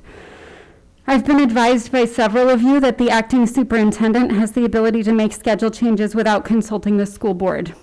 However, it doesn't seem that the board has been particularly supportive of such decisions in recent history, so I respectfully request that you all be involved in this decision and that you make it tonight to allow everyone sufficient time to adjust. You've had supporting data since last night because nearly 1,600 SCPS employees completed a survey for SEA in under 72 hours over a weekend.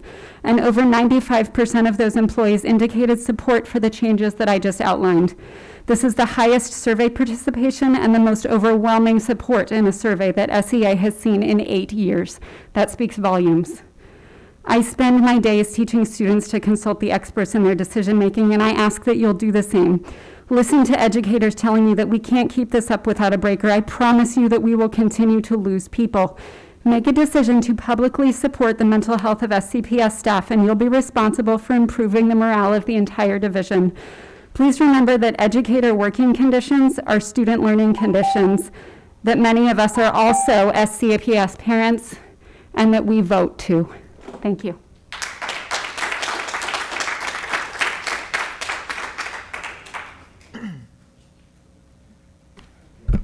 Hi, I'm Dana Brown. I live in the Rock Hill District on 41 St. Williams Way. I'm going the other way on this. I'm asking you to vote no on closing down school 3 more times this year. The acting superintendent is asking for 3 separate additional days so that all staff may focus on their overall well-being.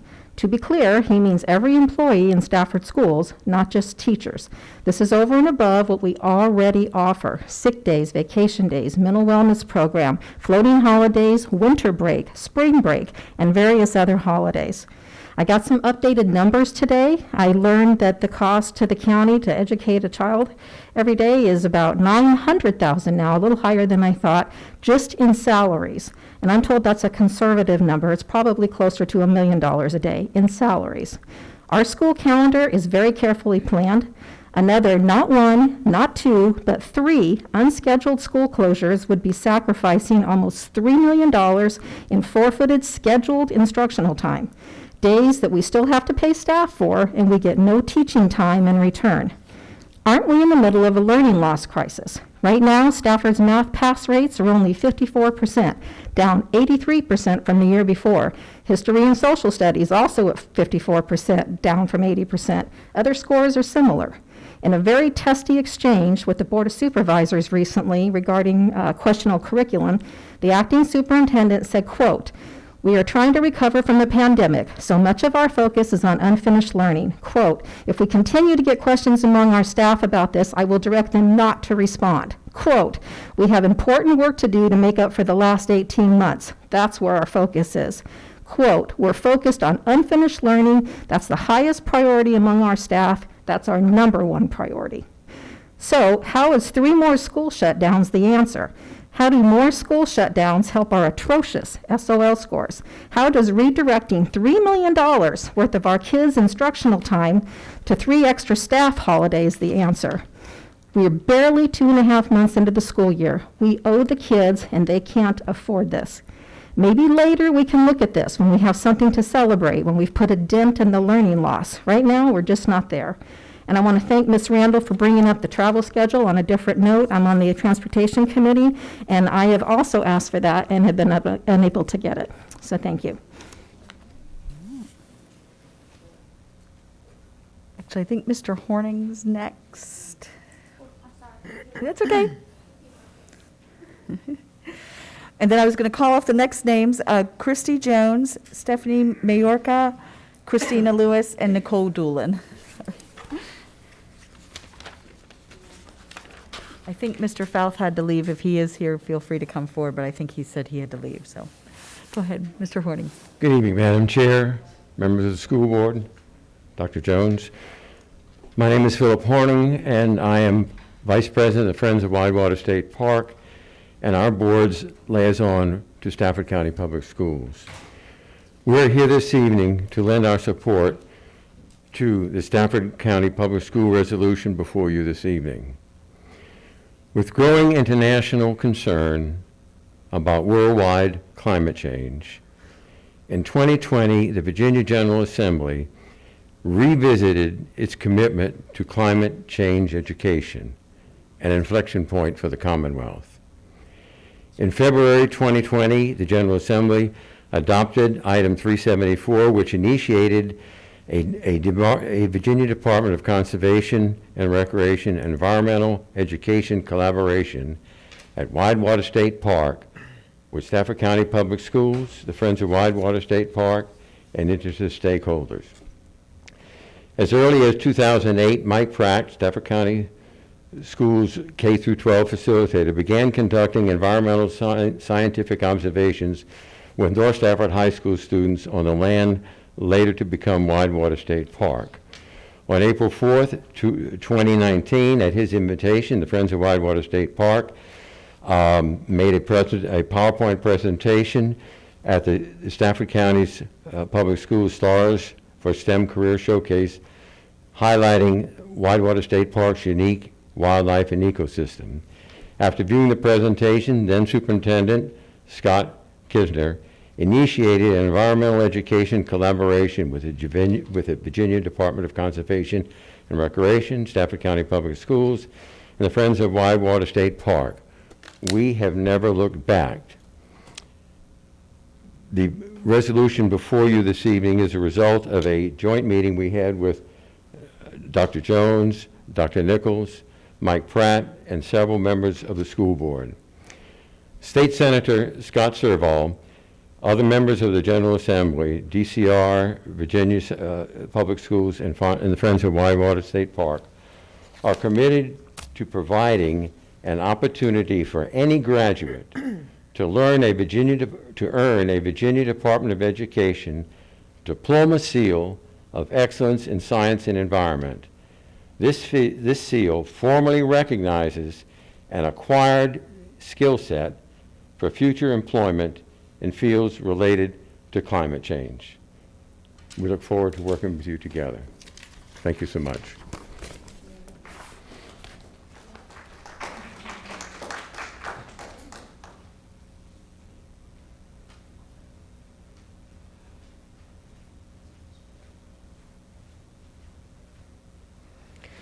Good evening, all. Christy Jones, school counselor at Hampton Oaks Elementary School. I live in the Aquia District. I want to do my best to speak on behalf of those educators who could not make it tonight because they are working a second job or grading papers or so mentally, emotionally, and physically tired that they haven't been able to move once they've got home. First, the answer to the bus driver shortage is more bus drivers. In these uncertain times, and with so much inconsistency in the last 20 months, changing the times of the school day does not help. Now, earlier tonight, I heard you all discussing whether we're going to go back to the times that we had 2 weeks ago, or do we want to keep what we have? I would like to respectfully request that we keep what we have for the rest of the year, because we need that consistency in this time when we've had so much inconsistency. Our students and our staff cannot take any more changes to the schedule. Last year, elementary had 3 different changes to the schedule, and yes, we handled it with grace, but there's only so much grace that we have left in us. Second, educators are at their breaking point. Correction, they are broken into a million little pieces. We have nothing left for ourselves, much less our families at the end of a school day. There is a quote that reads, "You can't pour from an empty vessel." We are all running on residue. There is absolutely nothing left. Third, please refrain from talking to educators about self-care and wellness when you continue to put more on our plates. We are doing more than we've ever done, all while following CDC guidelines and during a global pandemic. Now, don't get me wrong, I will take those 3 days that you are recommending, and I will take care of my personal mental health on those days, as well as those asynchronous days as well. And for any educators out there that are watching, please email and call school board members and the Board of Supervisors and tell them your story. Let them know what you are dealing with on a professional level and a personal level. No one knows how you feel until you tell them it's time to open your mouth and say something. Thank you.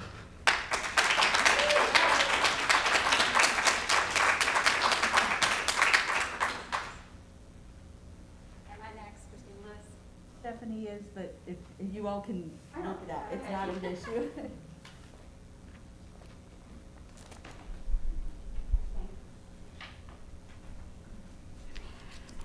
Good evening, School Board.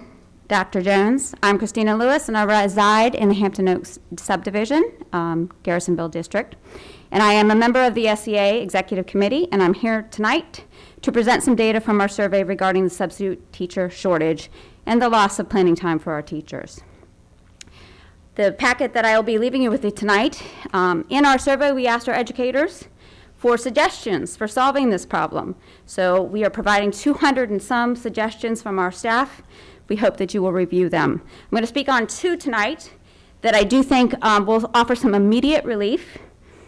Daily substitutes. I just want to make sure you understand what that is first before proceeding with what our recommendation is. Daily substitutes were a new introduction last year. That's a substitute that is assigned to a building all year long, and they make a commitment of coming Monday through Friday.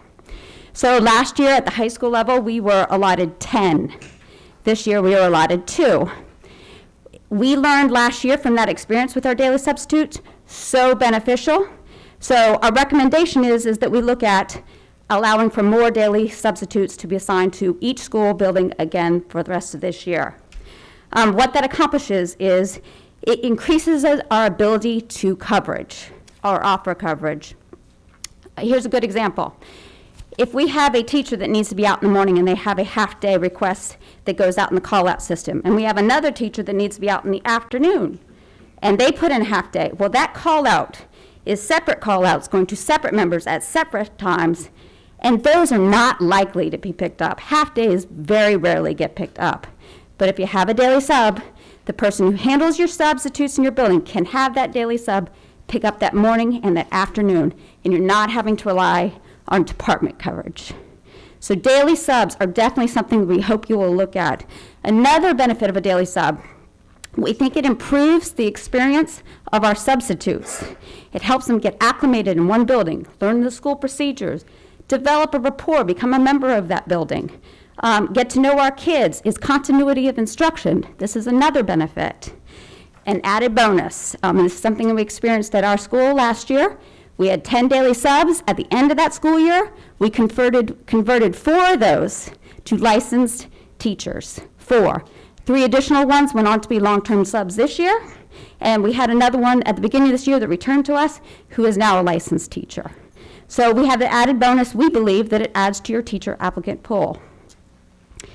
The second recommendation we would like you to consider is how we compensate our teachers and our paras when they're providing this extra coverage for our classes. Because the reality is, tomorrow, next week, and for the very near future, you're going to need to continue to ask those teachers to give up their planning time and cover those classes. So we would like, thank you. You can provide your comments, of course, to our clerk. Right.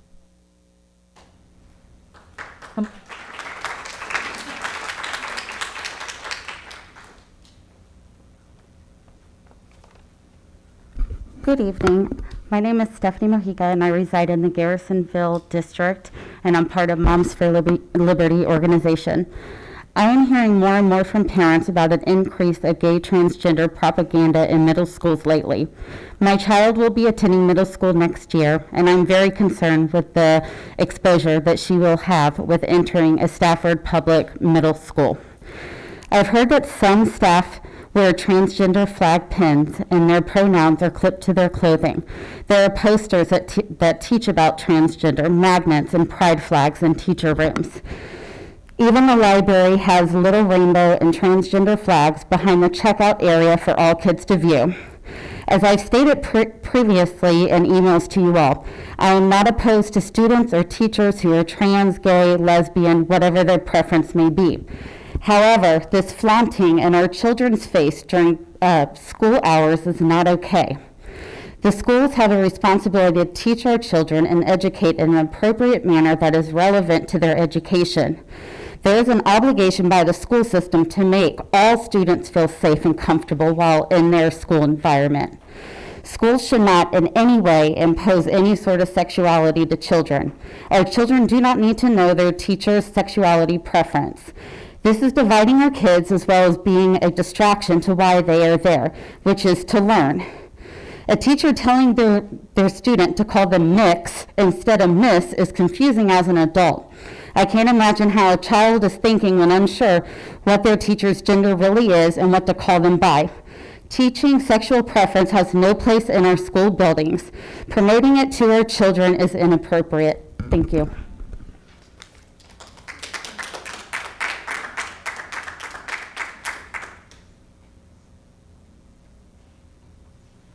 If anybody else would like to speak, go ahead and get up and stand off to the side so you can come down easily, so you don't have to climb over your neighbor. Thank you.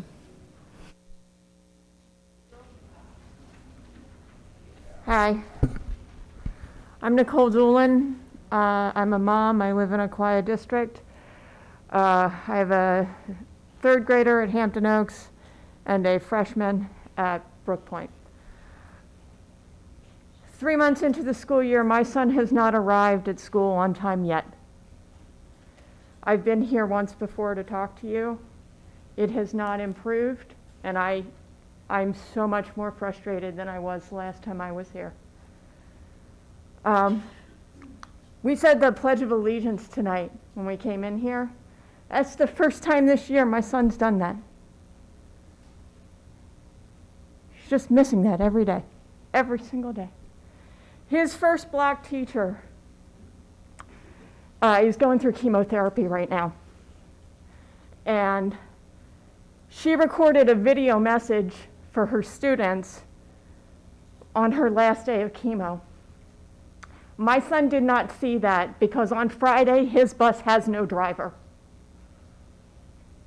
He missed it entirely. He missed first block entirely that day. It's not okay. It's not getting better. Some days he's picked up second run. Some days his bus, which picks him up a half hour late every day to begin with, goes and picks up a second run on top of his that's already a half hour late. That happened today. They picked up kids out in Widewater. There were second run. There were extra kids on his bus.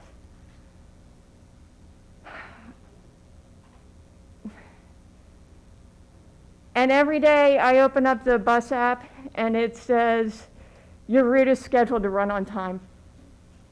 It's supposed to be there at 8:33. We haven't seen a bus at 8:33 yet.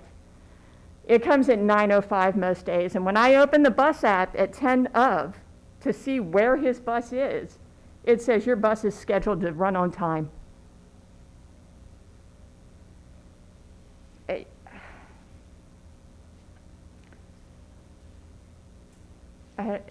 As far as teachers reducing demands to make up for the learning, that'd be okay if we were talking about like he missed a day. This is 3 months. Like, we're not talking about somebody passing him the notes. He's missing half this class. And it's a first semester class. This class doesn't go past the end of this semester. You guys are talking about fixing this for, like maybe we'll have bus drivers next semester. This class ends before then. It's not going well. It's not going well.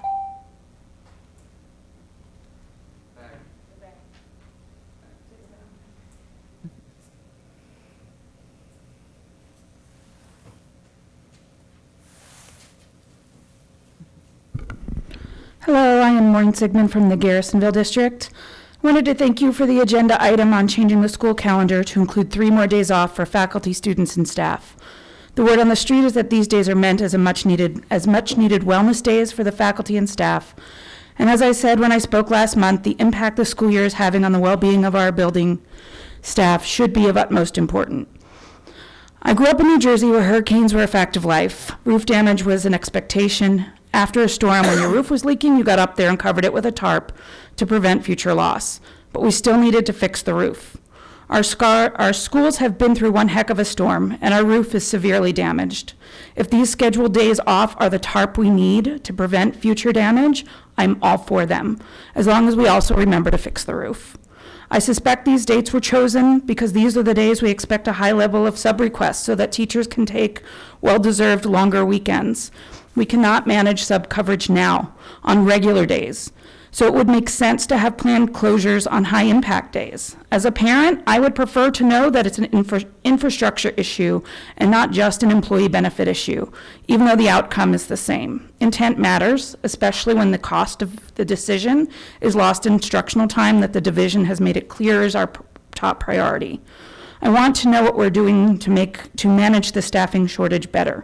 Can we move from synchronous teaching model to a synchronous learning model?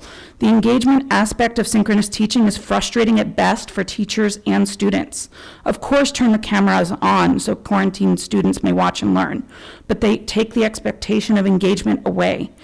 Is it possible to put a hold on required meetings and professional development until our staffing is more stable, particularly on teacher work days, so they can actually do their work? When we're short on drivers, transportation staff left their desk jobs and drove buses. That helped during a time of high need. Do we have division staff that can bring their Chromebooks to oversee classrooms? Can PTO members fill the roles? What about the banks of parents countywide that have been background checked for other purposes? It's crucial to find a way to recover our teachers' lost planning and lunch. We may not be able to give our faculty and staff what they want or what they deserve, but we should at the very least give them what they need, and that's time to do their jobs. 1 hour of planning time plus lunch every day. The cost of not having this time is too high for our staff, for our students, and for our community. Thank you. Can you please sign in? Yep. My right, your left. All right, my name is Juliet Schweider. I am coming to you about homecoming.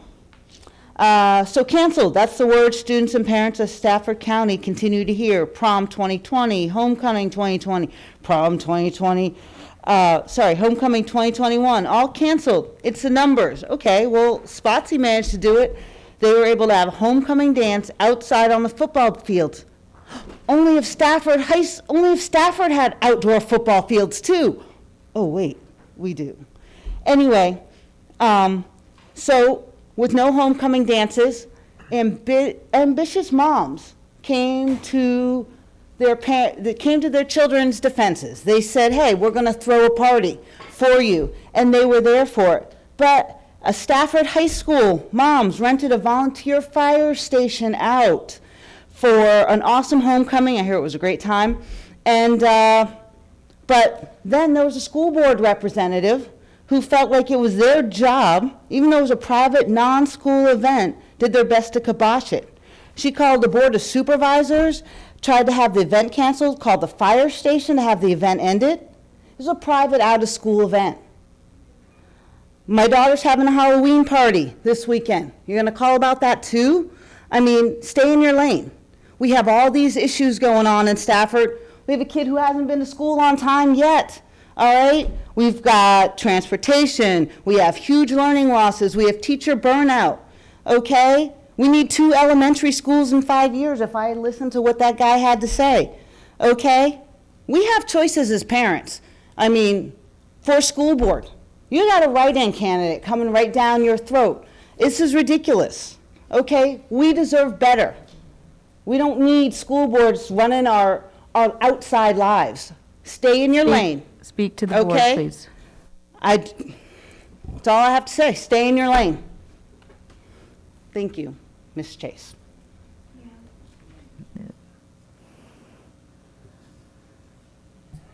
May I have an opportunity to reply to the person who spoke to me? Every time we have questions. Wait a minute, ma'am. This is not an exchange. So Stop. Ma'am, please. You'll have an opportunity. All right. Who is coming down next? Is there anyone else to speak?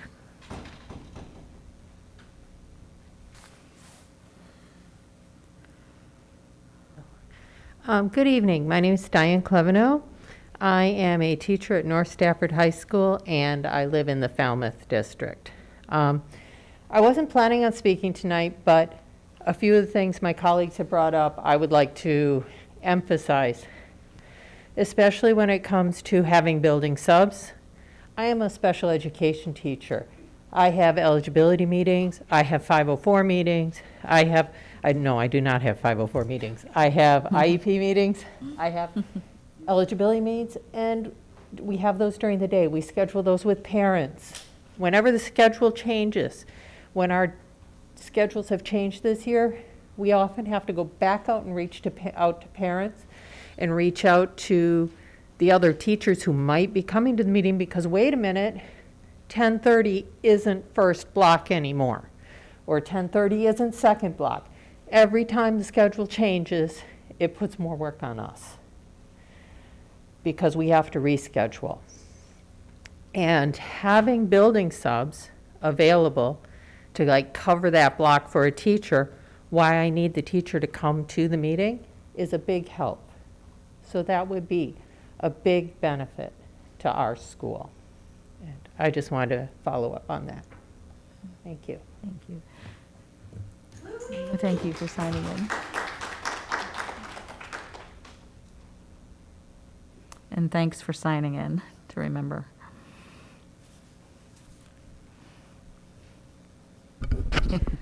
Hello, my name is Holly McKelvey, and I am an emotional support teacher at H.H. Poole Middle School. I do not live in Stafford County because I, as a teacher, cannot afford to live here.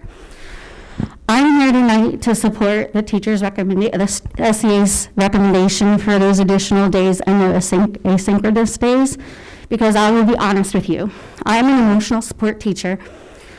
I have one pair that I do not have hired that we've been trying since last summer, so I'm already down a para.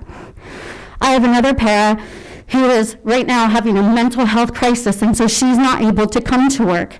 So I have no paras supporting my emotional support emotional support kids out in their classrooms.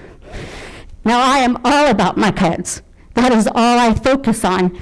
I stay at my school. I'm there by 7:15 every morning, and I don't usually leave my building until 6 o'clock at night because my students are my focus, and they have been my whole entire teaching career.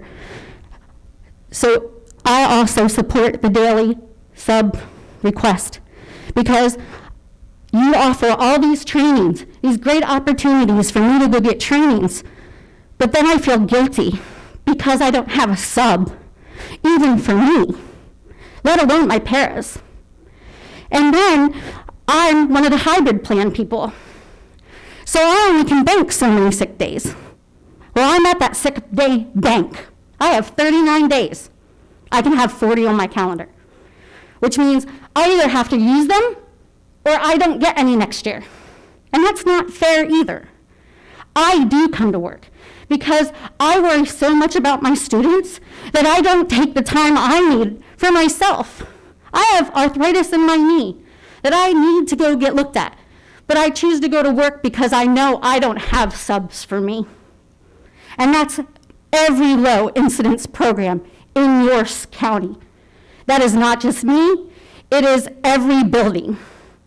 So please think about this daily sub idea and also this support of giving us these days off for mental health, because I'll be honest, I love my kids, that's why I'm here. I love my job, but I want to be there for them, and how can I do that every day if I don't have the mental health issues taken care of either? Thank you.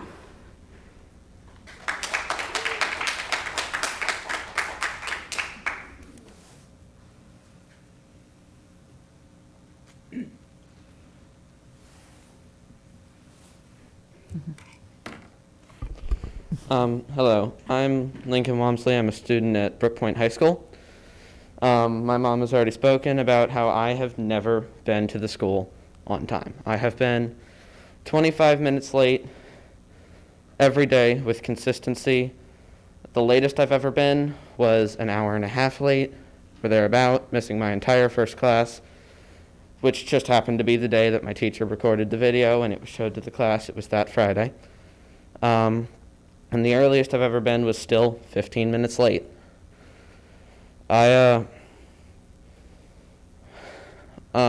Also my bus it will go and it will pick up for other buses that can't get a sub or for whatever reason.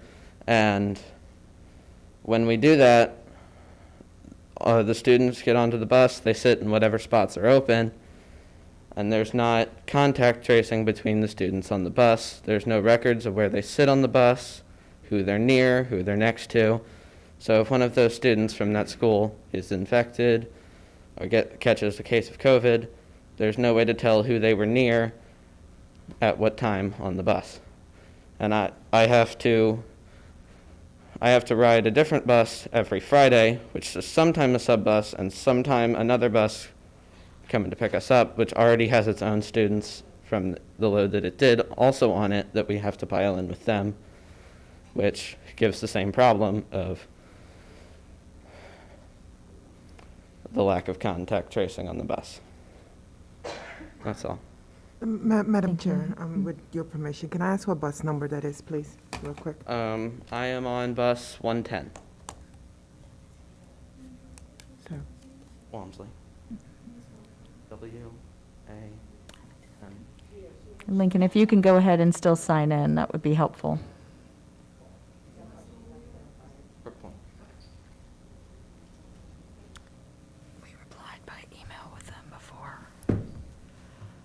All right, anybody else? Come on down.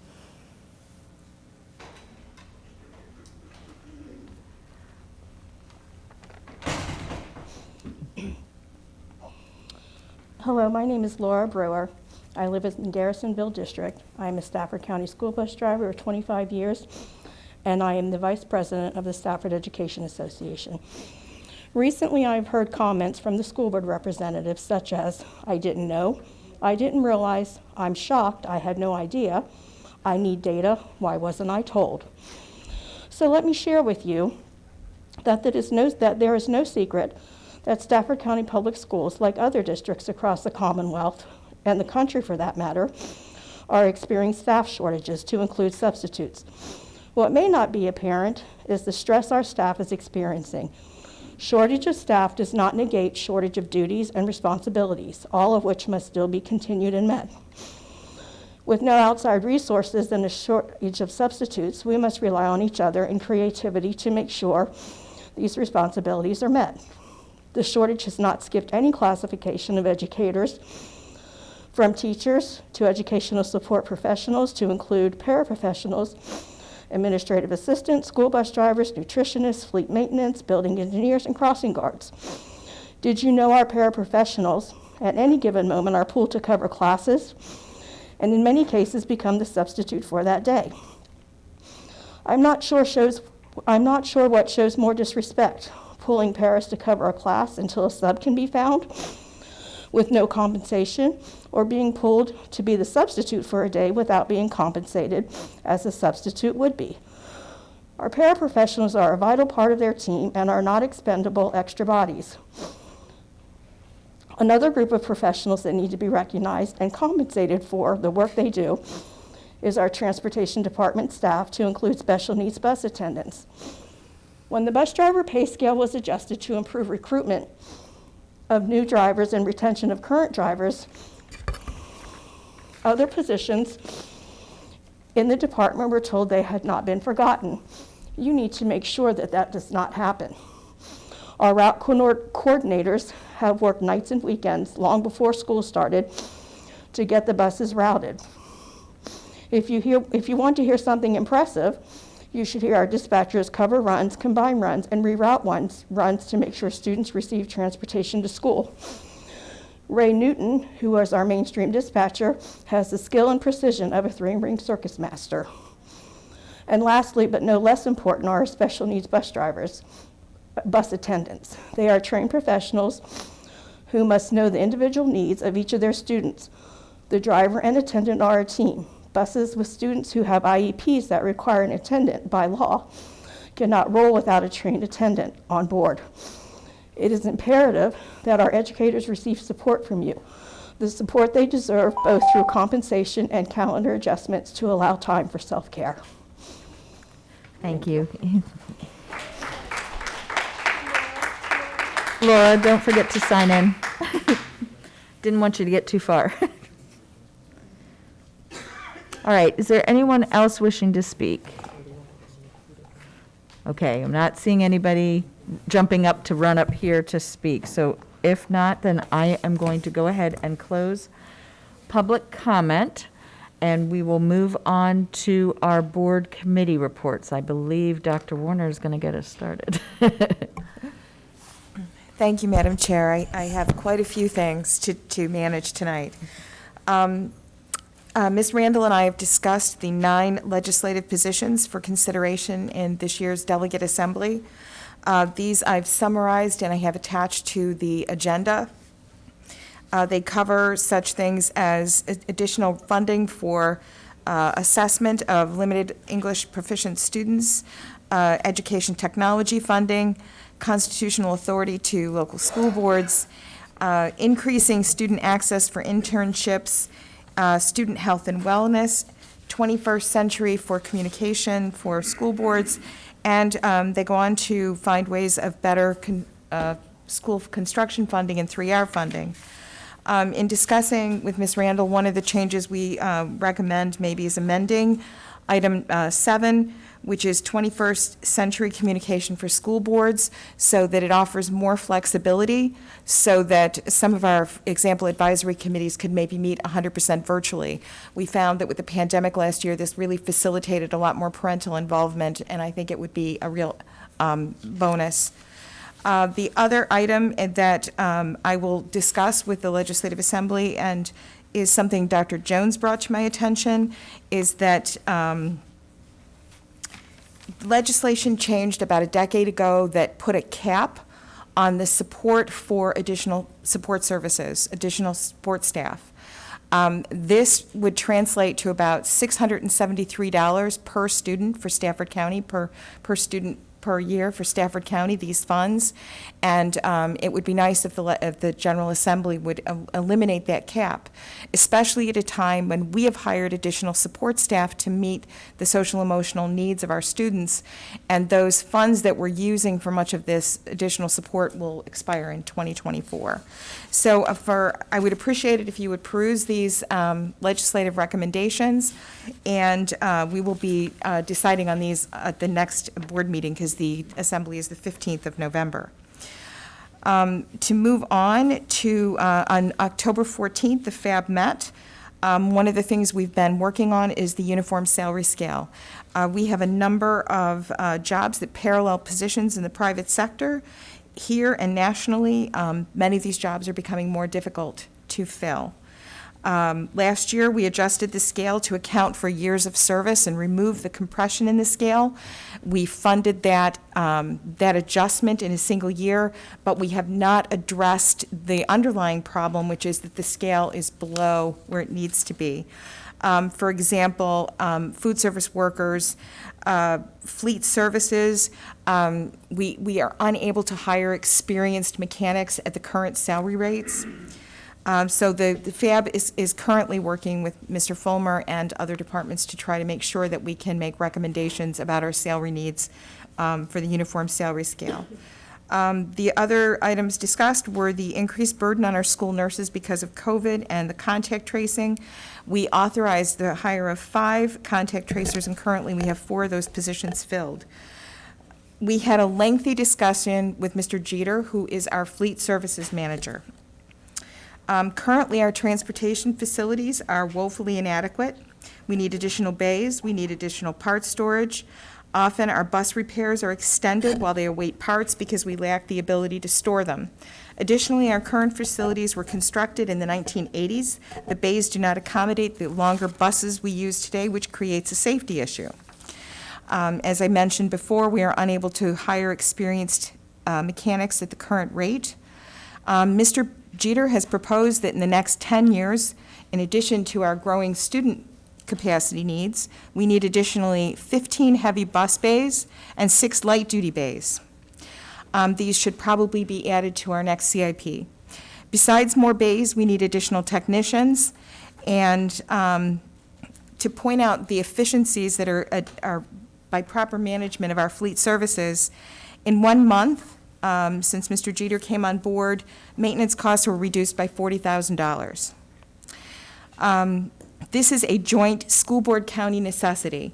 Many of our fleet services also manages the county's fleet services, and currently we have 22 to 25 spaces that are tied up with vehicles that are from crashes or other impounds that are brought in by the sheriff's department. We need to find another source to locate that storage because we don't have room at our transportation services to maintain that.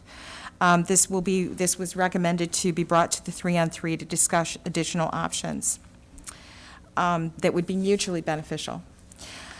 Finally, the governance committee met last night. I want to thank Zamari Hawley and Ms. Kopak.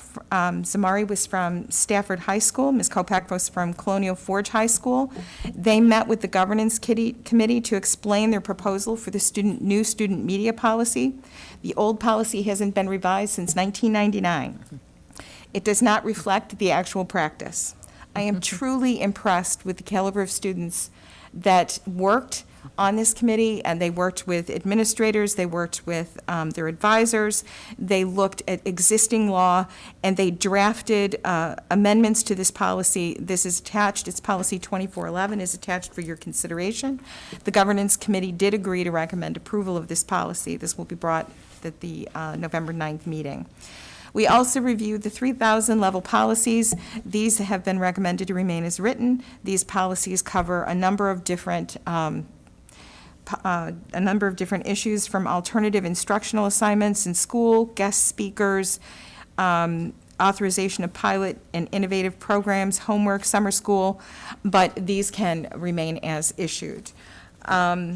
We are, the FAB committee, just to go back to FAB, we will be addressing a number of the issues that we have in staffing shortages. Clearly, as Ms. Randall has requested be put on the FAB agenda, we will be talking about substitute teachers and ways that we can help improve the stress and the work burden on our teachers, and ways that we can improve the salary so that we can maintain a pool of qualified subs to help us when we need them. That's all I have. Thank you. Anyone else? Committees? I have one, and Dr. Chase has one. Okay. Yeah, so the CGS Governing Committee tried to meet last Thursday, but they did not have a quorum, so they were not able to meet, so we will be meeting Friday. I don't know if it would be appropriate for me to make a comment at this time. I would just like to say I had a parent reach out to me who has a brain tumor, and she was very concerned about a dance that was being held, given that her child would be at a school after that dance and it might have an effect. So I reached out to my counterpart on the Board of Supervisors to ask her about this. That is all I did, just as she frequently reaches out to me. She's the only person I spoke with about this. And now all over Facebook, and apparently in this boardroom, it has turned into something else. So I just wanted to clear that up. I imagine anybody on this board who was contacted by a constituent about a matter that was being done on county property might also reach out to their counterpart. Thank you. Did you have a different one? Okay. So yes, the CGS didn't meet because they didn't have a quorum, but it was not because we weren't there. It was somebody else. I was alternate for Dr. Chase. And then for the gifted, Dr. Fellinger wanted me to mention that the Career and College Pathway website has opened, and so I encourage all families and students to look at some of the events that would occur that would help them choose a career college pathway they're interested in. What she didn't give me here is the website, so I'm hoping last year we put it on the school's website. If you don't mind getting that from Dr. Fallinger and putting that up. Dr. Warner, I just wanted to, oh, are you here? No, but I've seen the career pathways. Okay. Okay. Okay, thank you. Thank you, that's all. Okay, We're thank good. you, yeah. We're And good. then for Mr. Jeter, thank you about the buses, but I wanted to make a comment on that to say that our bus drivers, I saw it on the picture, was checking oil. Make sure that we have mechanics and technicians that are doing that and not our bus drivers. And some suggestions are, yeah, okay. But We're some good. suggestions about subs are in this document, so you all might want to look at that. All right. Thank you. Yeah, thank you. All right, our interim superintendent. Madam Chairman, I'd like our governance committee to look into these reports, because it's been my understanding that this is only the standing committee reports, and I know occasionally some members address the advisory committees, and I think we need to be consistent in this. So if I could just put that request on for the governance committee to look into that. Thank you. Sure. All right, let's have our interim superintendent. It's been a long night, just one comment. I want to congratulate, and he didn't expect me to do this, but the Virginia Association of Science Teachers will recognize and award Mr. Michael Pratt in recognition.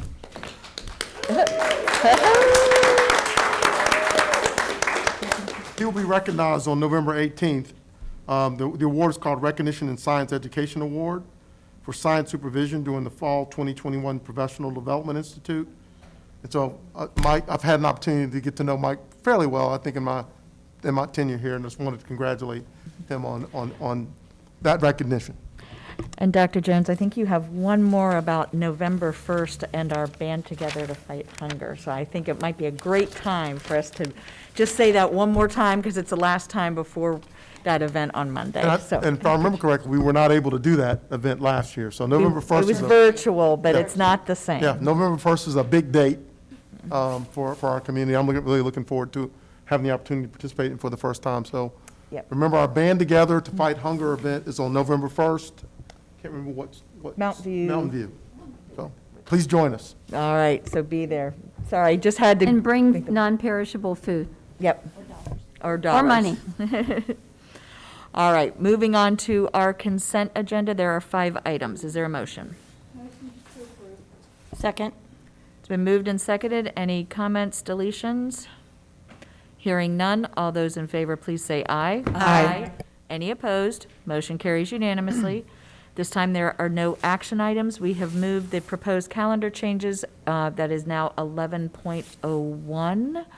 Let's see. 11:04.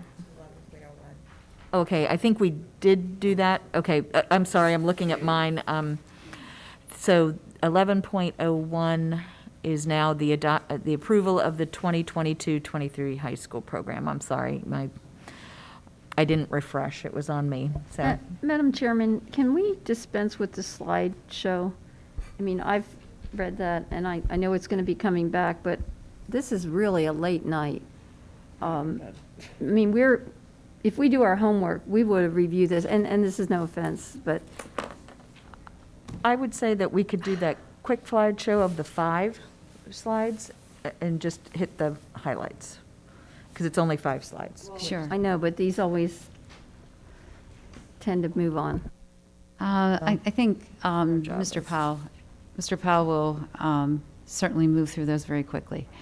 Good evening, everybody. I'm here to introduce the learning and organizational development staff that's on hand, because we have in the table of changes some changes that you may have questions about, and I'm going to introduce the gentleman who has led this project, because we have a really good program of studies proposal for you for information. So Eric Powell, if you'll come up here. I also have Dinah Robinson, Victoria Basile.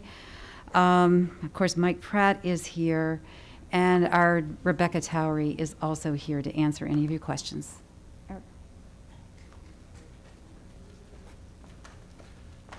Good evening, members of the board. Dr. Jones, I will be very brief and can do this if I can get it to come up.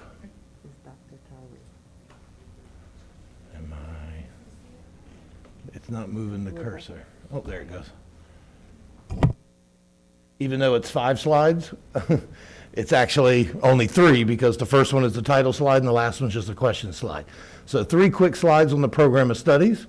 You have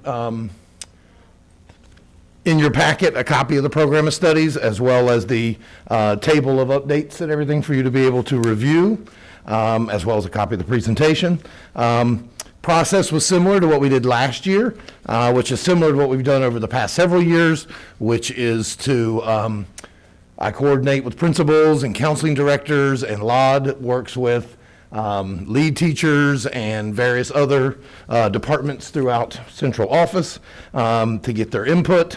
The one thing that's different this year is that I'm here a month earlier than typically I would be coming in November, and then we go to action in December. This year, we're coming a month earlier because the school calendar is earlier, and we want to get the program of studies approved and out to the printers and back and posted online before winter break so we can get that scheduling process done. One major change I want to highlight is a new cybersecurity dual enrollment program that we're in the process of developing. This is through a CTE Innovation Grant and is being developed with a partnership with Germanna and some local businesses.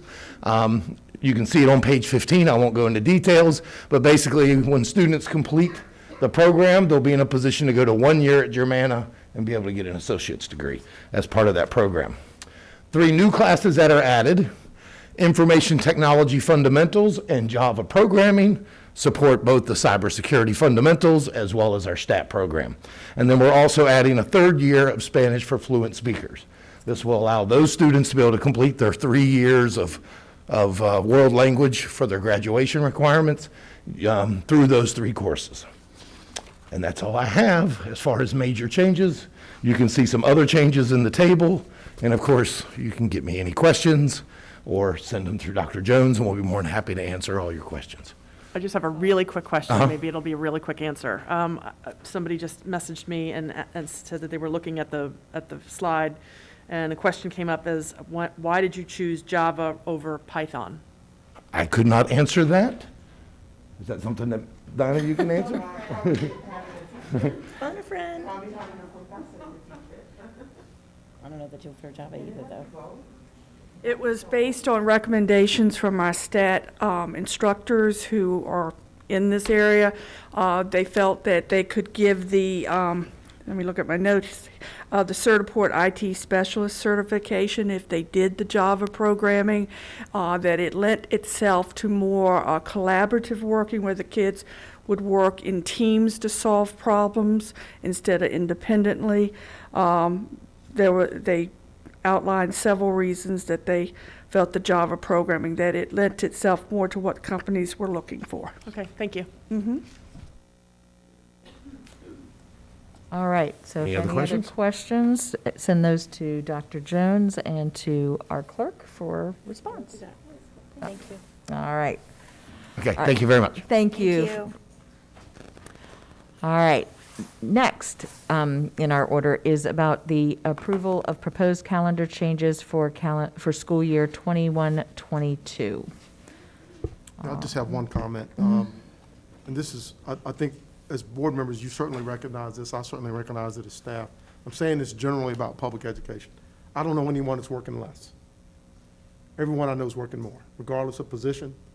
And some of that has everything to do with the additional mitigation strategies, et cetera, related to COVID, but it also has everything to do with the amount of shortages that we're facing. So I recognize, balancing the instructional loss with taking care of our staff. You've heard plenty from folks tonight. I'll respect whatever decision the board makes, but I do believe that if we don't take care of our staff, then we won't be able to take care of our students. I'll just leave it at that. All right, any comments? I have a question. I have a comment. Okay. So There was some rumblings that this was supposed to come to us at the last board meeting for information. Our process is typically something comes on for information, we talk about it. It goes- We put it on for information, we discuss it, we ask questions, our community can hear our discussion about it, and then the next meeting, it goes on for action. This, again, heard rumblings that this was coming to us at the last meeting, and it was at the 11th hour, not on the agenda. So I don't have a problem with giving our teachers the time. What I have a problem with is I feel like February 18th, not a problem with giving parents plenty of notice that we're going to give the day off. April 15th, plenty of notice we're going to give them the day off. November 12th, we would have had 2 additional weeks to notify our parents if this was brought to us last week.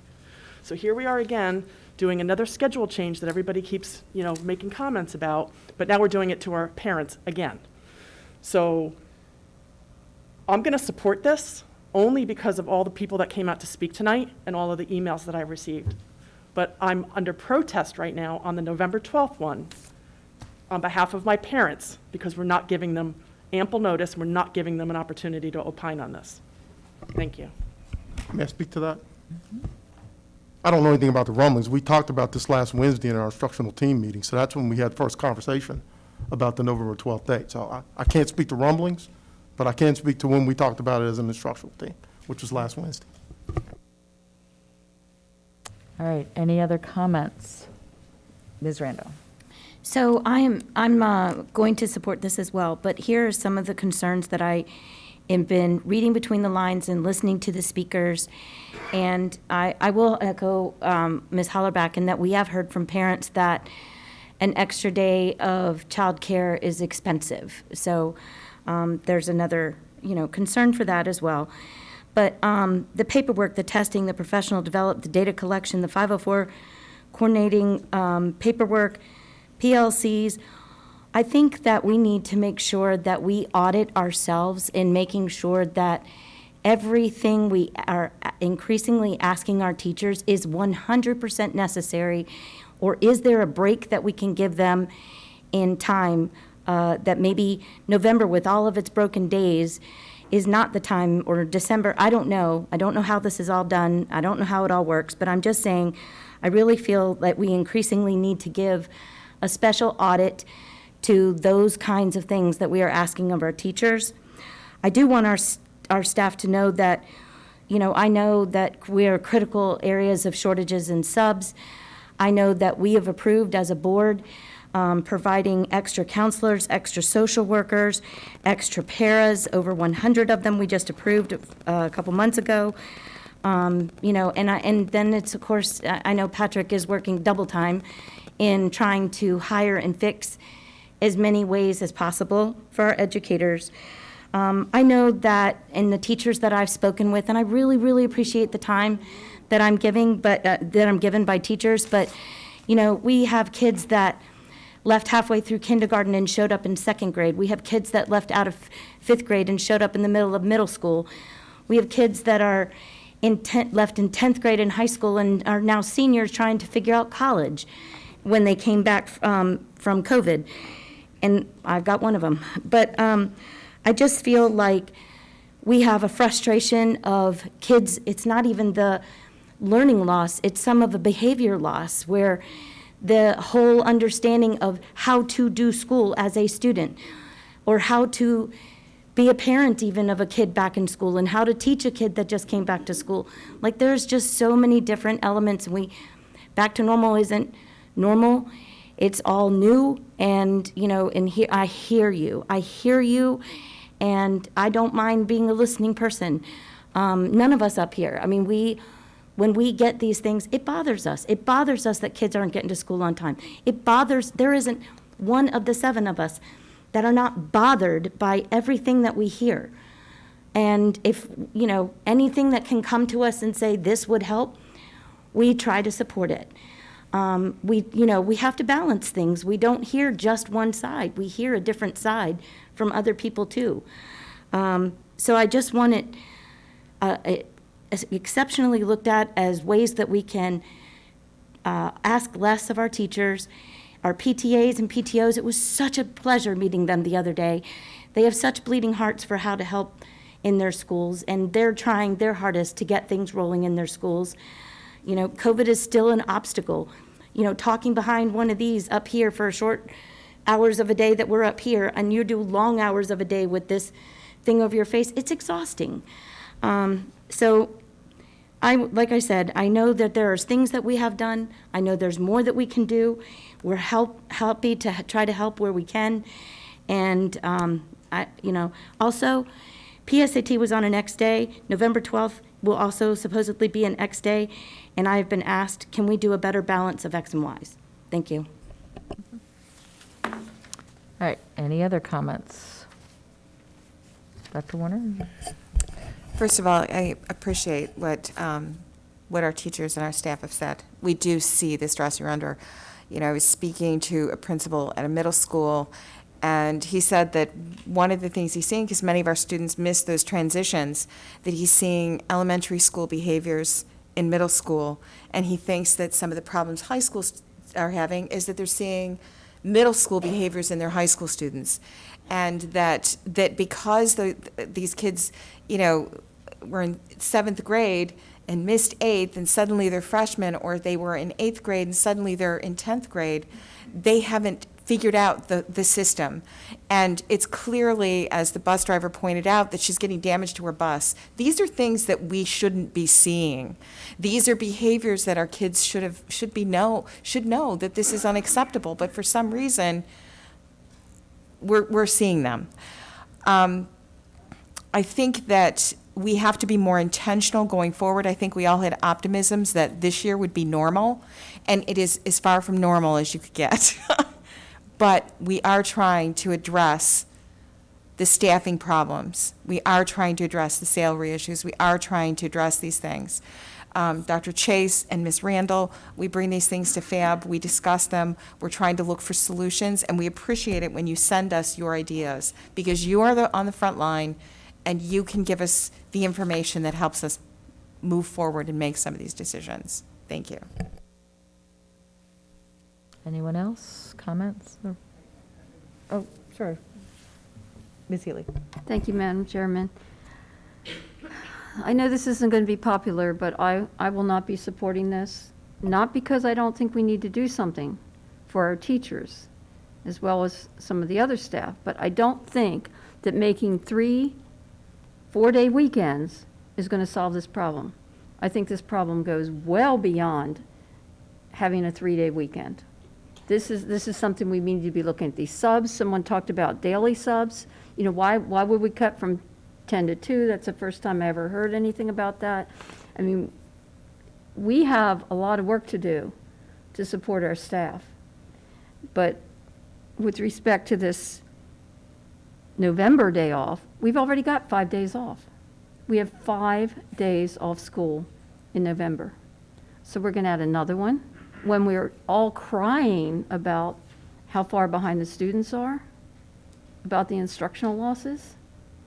That doesn't solve the problem for me. I mean, it's a day off. We all have issues. I don't know any profession where someone has not been stressed by COVID. Anything anybody does.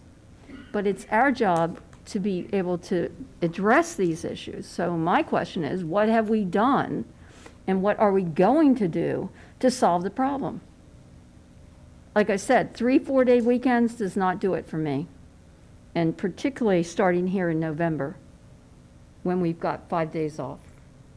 So I would like to ask the superintendent to report back to us about how we're dealing with these issues. I mean, certainly a teacher should not take a day off of their personal leave because they can't get a substitute. Not tonight, but I would like a report on that. You know, what have we done and what will we do to solve those problems, regardless of what happens on this vote. Right. I think the kids need to be in school. All right, any other comments? Dr. Chase? Yeah, so I just had a couple questions. So how many snow days do we have built in the schedule? 6. After, if this happens, how many, just. And also the additional time we've already built in for continuing the schedule change through the first semester. If we continue with the schedule that you proposed tonight through December 17th with the hours that we have reduced, if it would, because I don't know what you'll do the second semester, but if it would continue through the rest of the semester, we'd have approximately, with this proposal, we would have 9 snow days. Okay, and so if it goes all the way till June, how, because we did hear from somebody saying, you should keep the schedule and Went blah, back to blah. the second semester, we went, like you said, went back to the 360, you'd have those, and you improved the 3 days, you'd have 9 snow days. Now, So- with snow days, you need to understand that the state also approved 10 asynchronous days that can be used for instruction. So we've used one when we had the floods coming through and things. Okay. So we have 9 of those days left also that we Now, can use. so if we use 2 of those before, is this calendar doing anything about asynchronous days here? No. Okay, so that's not part of this, okay. Asynchronous is counted as an instructional day, so that would not take away from your banked snow days based on your hours. Gotcha. I'm just trying to and that helps, because I was going to also ask, what if we had to pivot to 100% virtual? The state is willing to allow us to do 10 Yes, 10 of total those. days. Okay. Another question I just had was, it's my understanding that we're waiting to learn if the president's mandate on vaccines for employers over whatever, whether we're going to end up finding our schools required to mandate vaccination. So if that were to happen, would we be able to, as somebody who came up and talked about, would we be able to provide vaccinations on one of these days? And you may not, neither one of you may know the answer. It's just a question. It depends on availability. Depends on Possibly. availability. All right. Yep, thank you.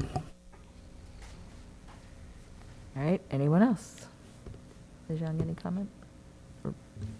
I'm not putting you on a spot, just didn't know if you did. All the questions that I had were already asked. One of those was going to be the snow days, and then I don't know, you talked about the 990, is it hours? Okay, so where are we with that? Like right now, we're far from it, correct?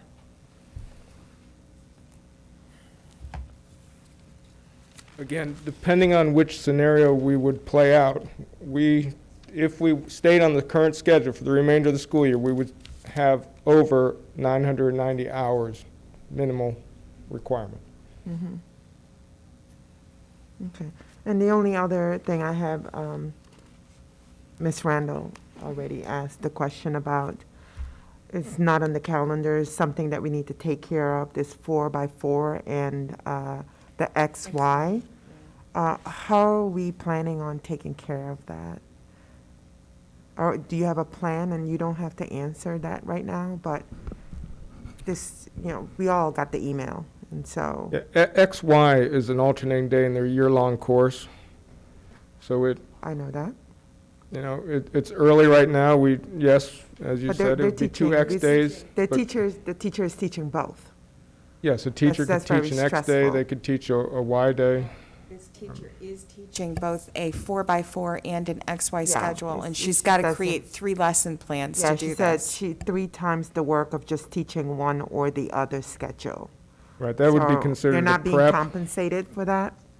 No, because they're based on preps. A teacher could teach first and second block, they may be teaching a 4x4, so that means they'd have one class for the semester during first block and second block. And now, third block, they could have an XY class, which means they would teach every other day all year long, which may be a different prep. It may be the same course, but at a Okay. different pace. Let me, hold on one second. And I Let me might just not read interrupt something you. without exposing who this person is, so you will see what we're looking at right here, right?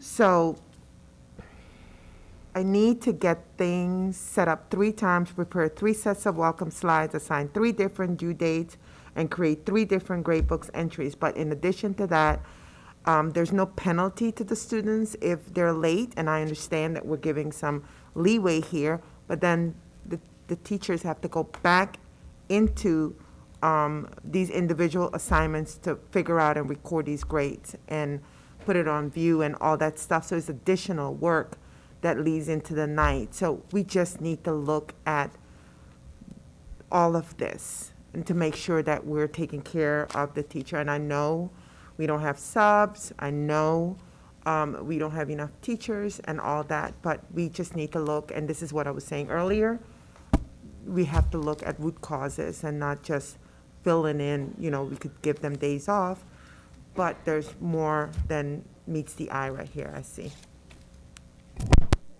Yes, ma'am. All right. I'm going to make a couple comments here. I want to say to those who came and spoke tonight, thank you for giving a glimpse into your life. I have been also talking with those, and I wish I had the easy answer. I really do, from the bottom of my heart. I do think, again, we do have to work at the root causes. I will tell you, I don't read during the meeting, so I haven't had a chance to go through the SEA, but I will do it. I will mark it up in all my colors, which is what I usually do. But I really would like to ask our staff and Dr. Jones if we can arrange some kind of an elementary, a middle, and a high school listening session to put even more flesh on these, because I think that would be helpful.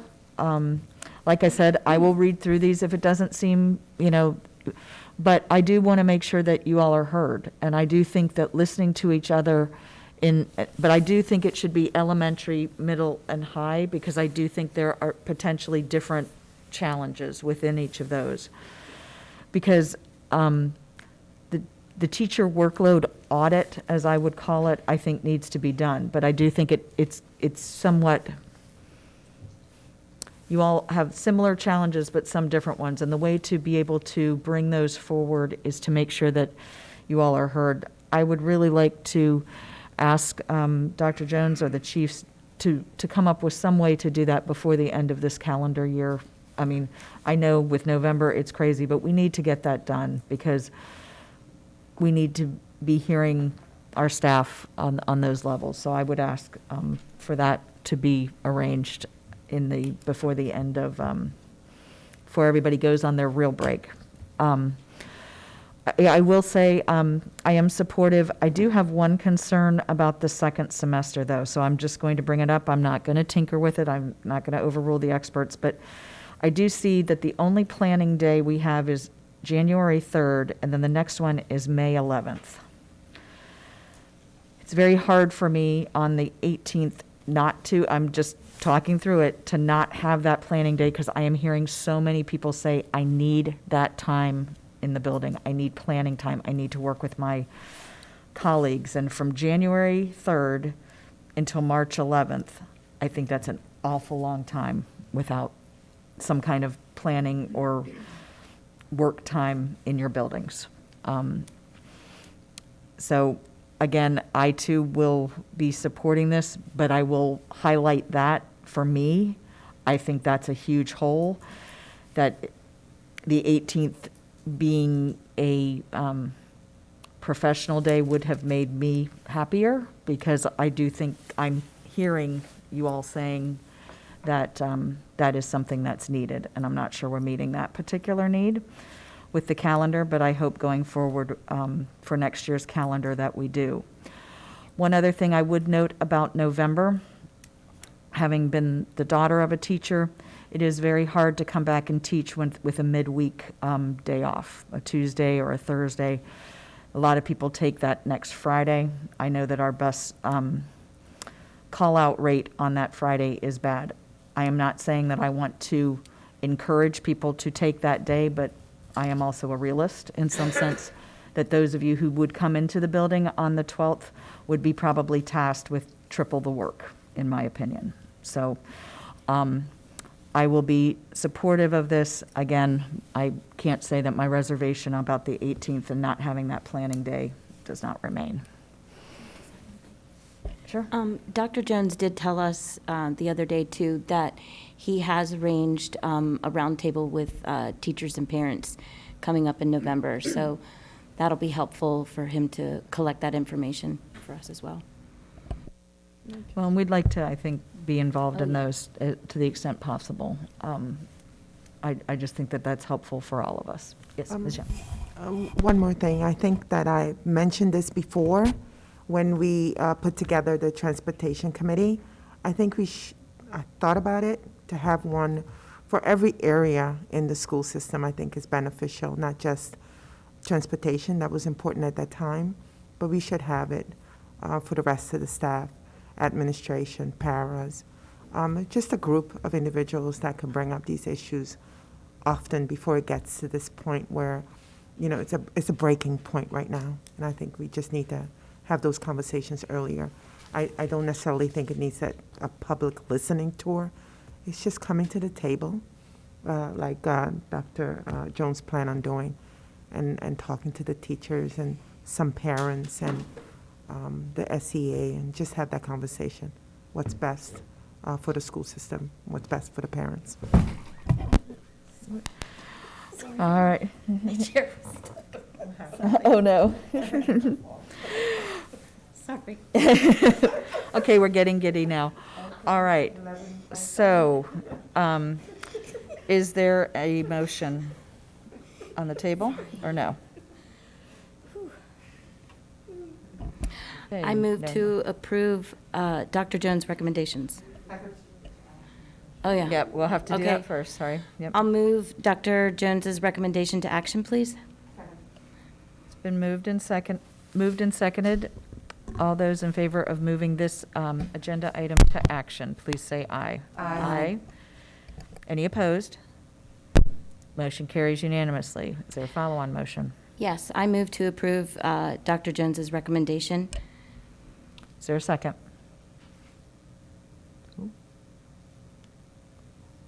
Second. All right. All those in favor, please say aye. Aye. Any opposed? Ms. Hall, can you pull the board? Sorry. Yes, ma'am. Dr. Chase? Aye. Ms. Hazard? Aye. Ms. Healy? Ms. Hellerback?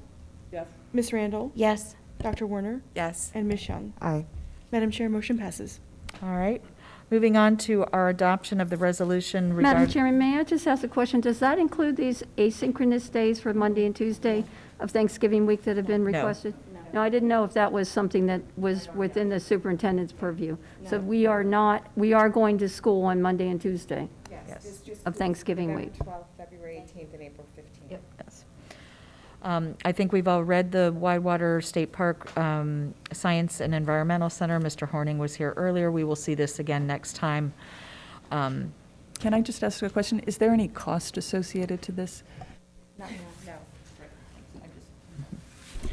All right, then the next is about the equipment and services from Tyler Technologies to pilot an onboard bus management system. There may be questions here. I do have a question about this. My wonder is, with this technology, is this technology and the results of it going to be put through our ad hoc committee?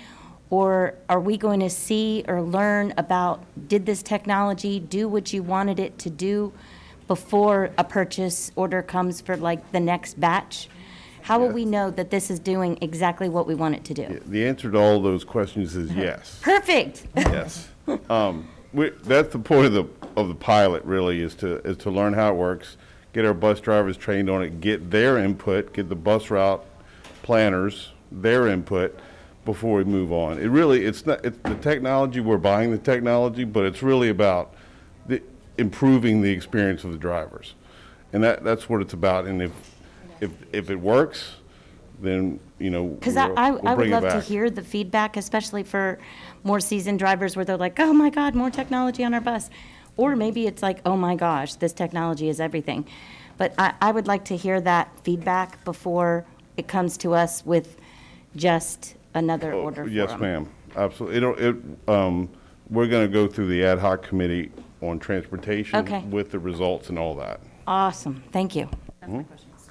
Does anybody else have a question? I know I do.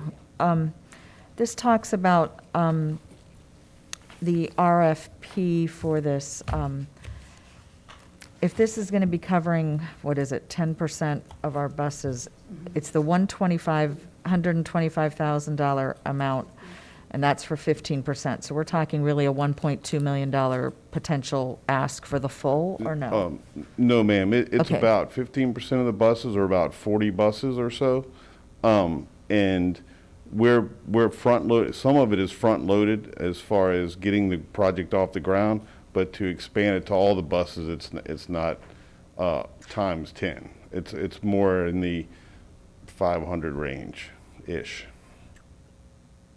Okay, so we're talking about then, because it's not a budgeted expense, are we okay, Mr. Fulmer? I mean, I'm just trying to be sure, I don't want to. Yeah, so for this pilot, yes, with we're going to use the targeted savings from our, salary lines and buses, and so the compensation lines. When we go forward with the full purchase, assuming that after the pilot we want to move forward, that's when we'll identify additional funding, potentially carryover funding. It's a one-time purchase, so it would be a great item that we could request from the Board of Supervisors that I don't think they would have a problem supporting. Not with transportation, okay, I just wanted to, making sure we're keeping, I do see that there is some urgency potentially to this item. I don't know if the board would be inclined to move this to action. Yes, Ms. Healy.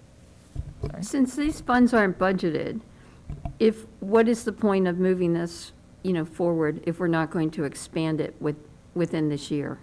I mean, in terms of the urgency of doing it tonight versus waiting till we follow our policy Yeah. and have it on for the next meeting. So, great question, and Mr. Cook he probably knows the timeline a little bit better than I do, but I'm going to speak at a higher level. So it takes a while to get these units, and we want to be able to pilot them this school year so that we can, if we want to move forward, we can order the next set and have them installed over the summer so that we have all of our buses fully ready to go next school year. And if, just like our actual buses and everything else that we're trying to order right now, there is a backlog, and so we're looking at 2 or 3 months. To install, we're looking at 3 to 4 months to get the equipment and get everything installed, and then and trained up everybody. So we're looking at a pretty big delay to get this off the ground. Plus with the weather. Don't know what the weather is going to be like. Well, to I don't think the install. weather's going to affect it too much. Winter. Yeah. Supply chain, we're having problems with Yeah, supply the chain. supply chain is definitely the issue. I have no problem moving this item to action. Item 11.04, motion to move it to action. Second. Sorry, it's been moved and seconded. All those in favor for the limited purpose of moving this agenda item to action, to the action items. All those in favor, please say aye. Aye. Any opposed? No. All right, Ms. Hall? Dr. Chase? Aye. Ms. Hazard? Aye. Ms. Healy? No. Ms. Hellerback? She left. Oh, I'm sorry. Ms. Randall? Yes. Dr. Warner? Yes. And Ms. Young? Aye. Madam Chair, motion passes. All right, is there a follow-on motion? Motion to approve item, I guess it will be 11.2? 12.02. 12.2? To authorize the purchase of this pilot equipment for the Second. transportation. Second. All right, it's been seconded. All those in favor, please. Sure. Yes, I'm sorry. Yep, go ahead. I don't know that I would be opposed to this. It sounds good, but I really don't have that much information. Our next meeting is 2 weeks from tonight, and that's why I'm not going to support this, because the reason we have our policy that says it comes for information and then comes for action, is so that we do have a chance to have more study and get more information.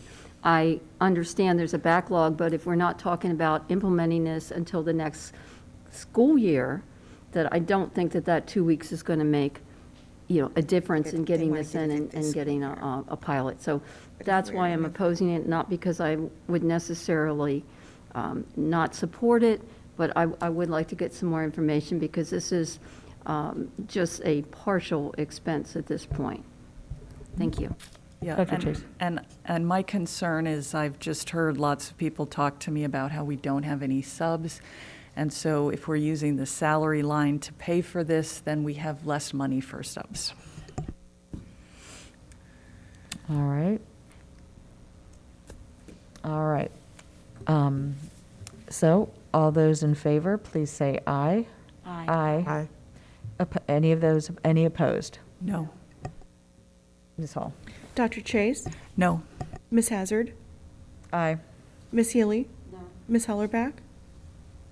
Is absent, sorry. Ms. Randall? Yes. Dr. Warner? Aye.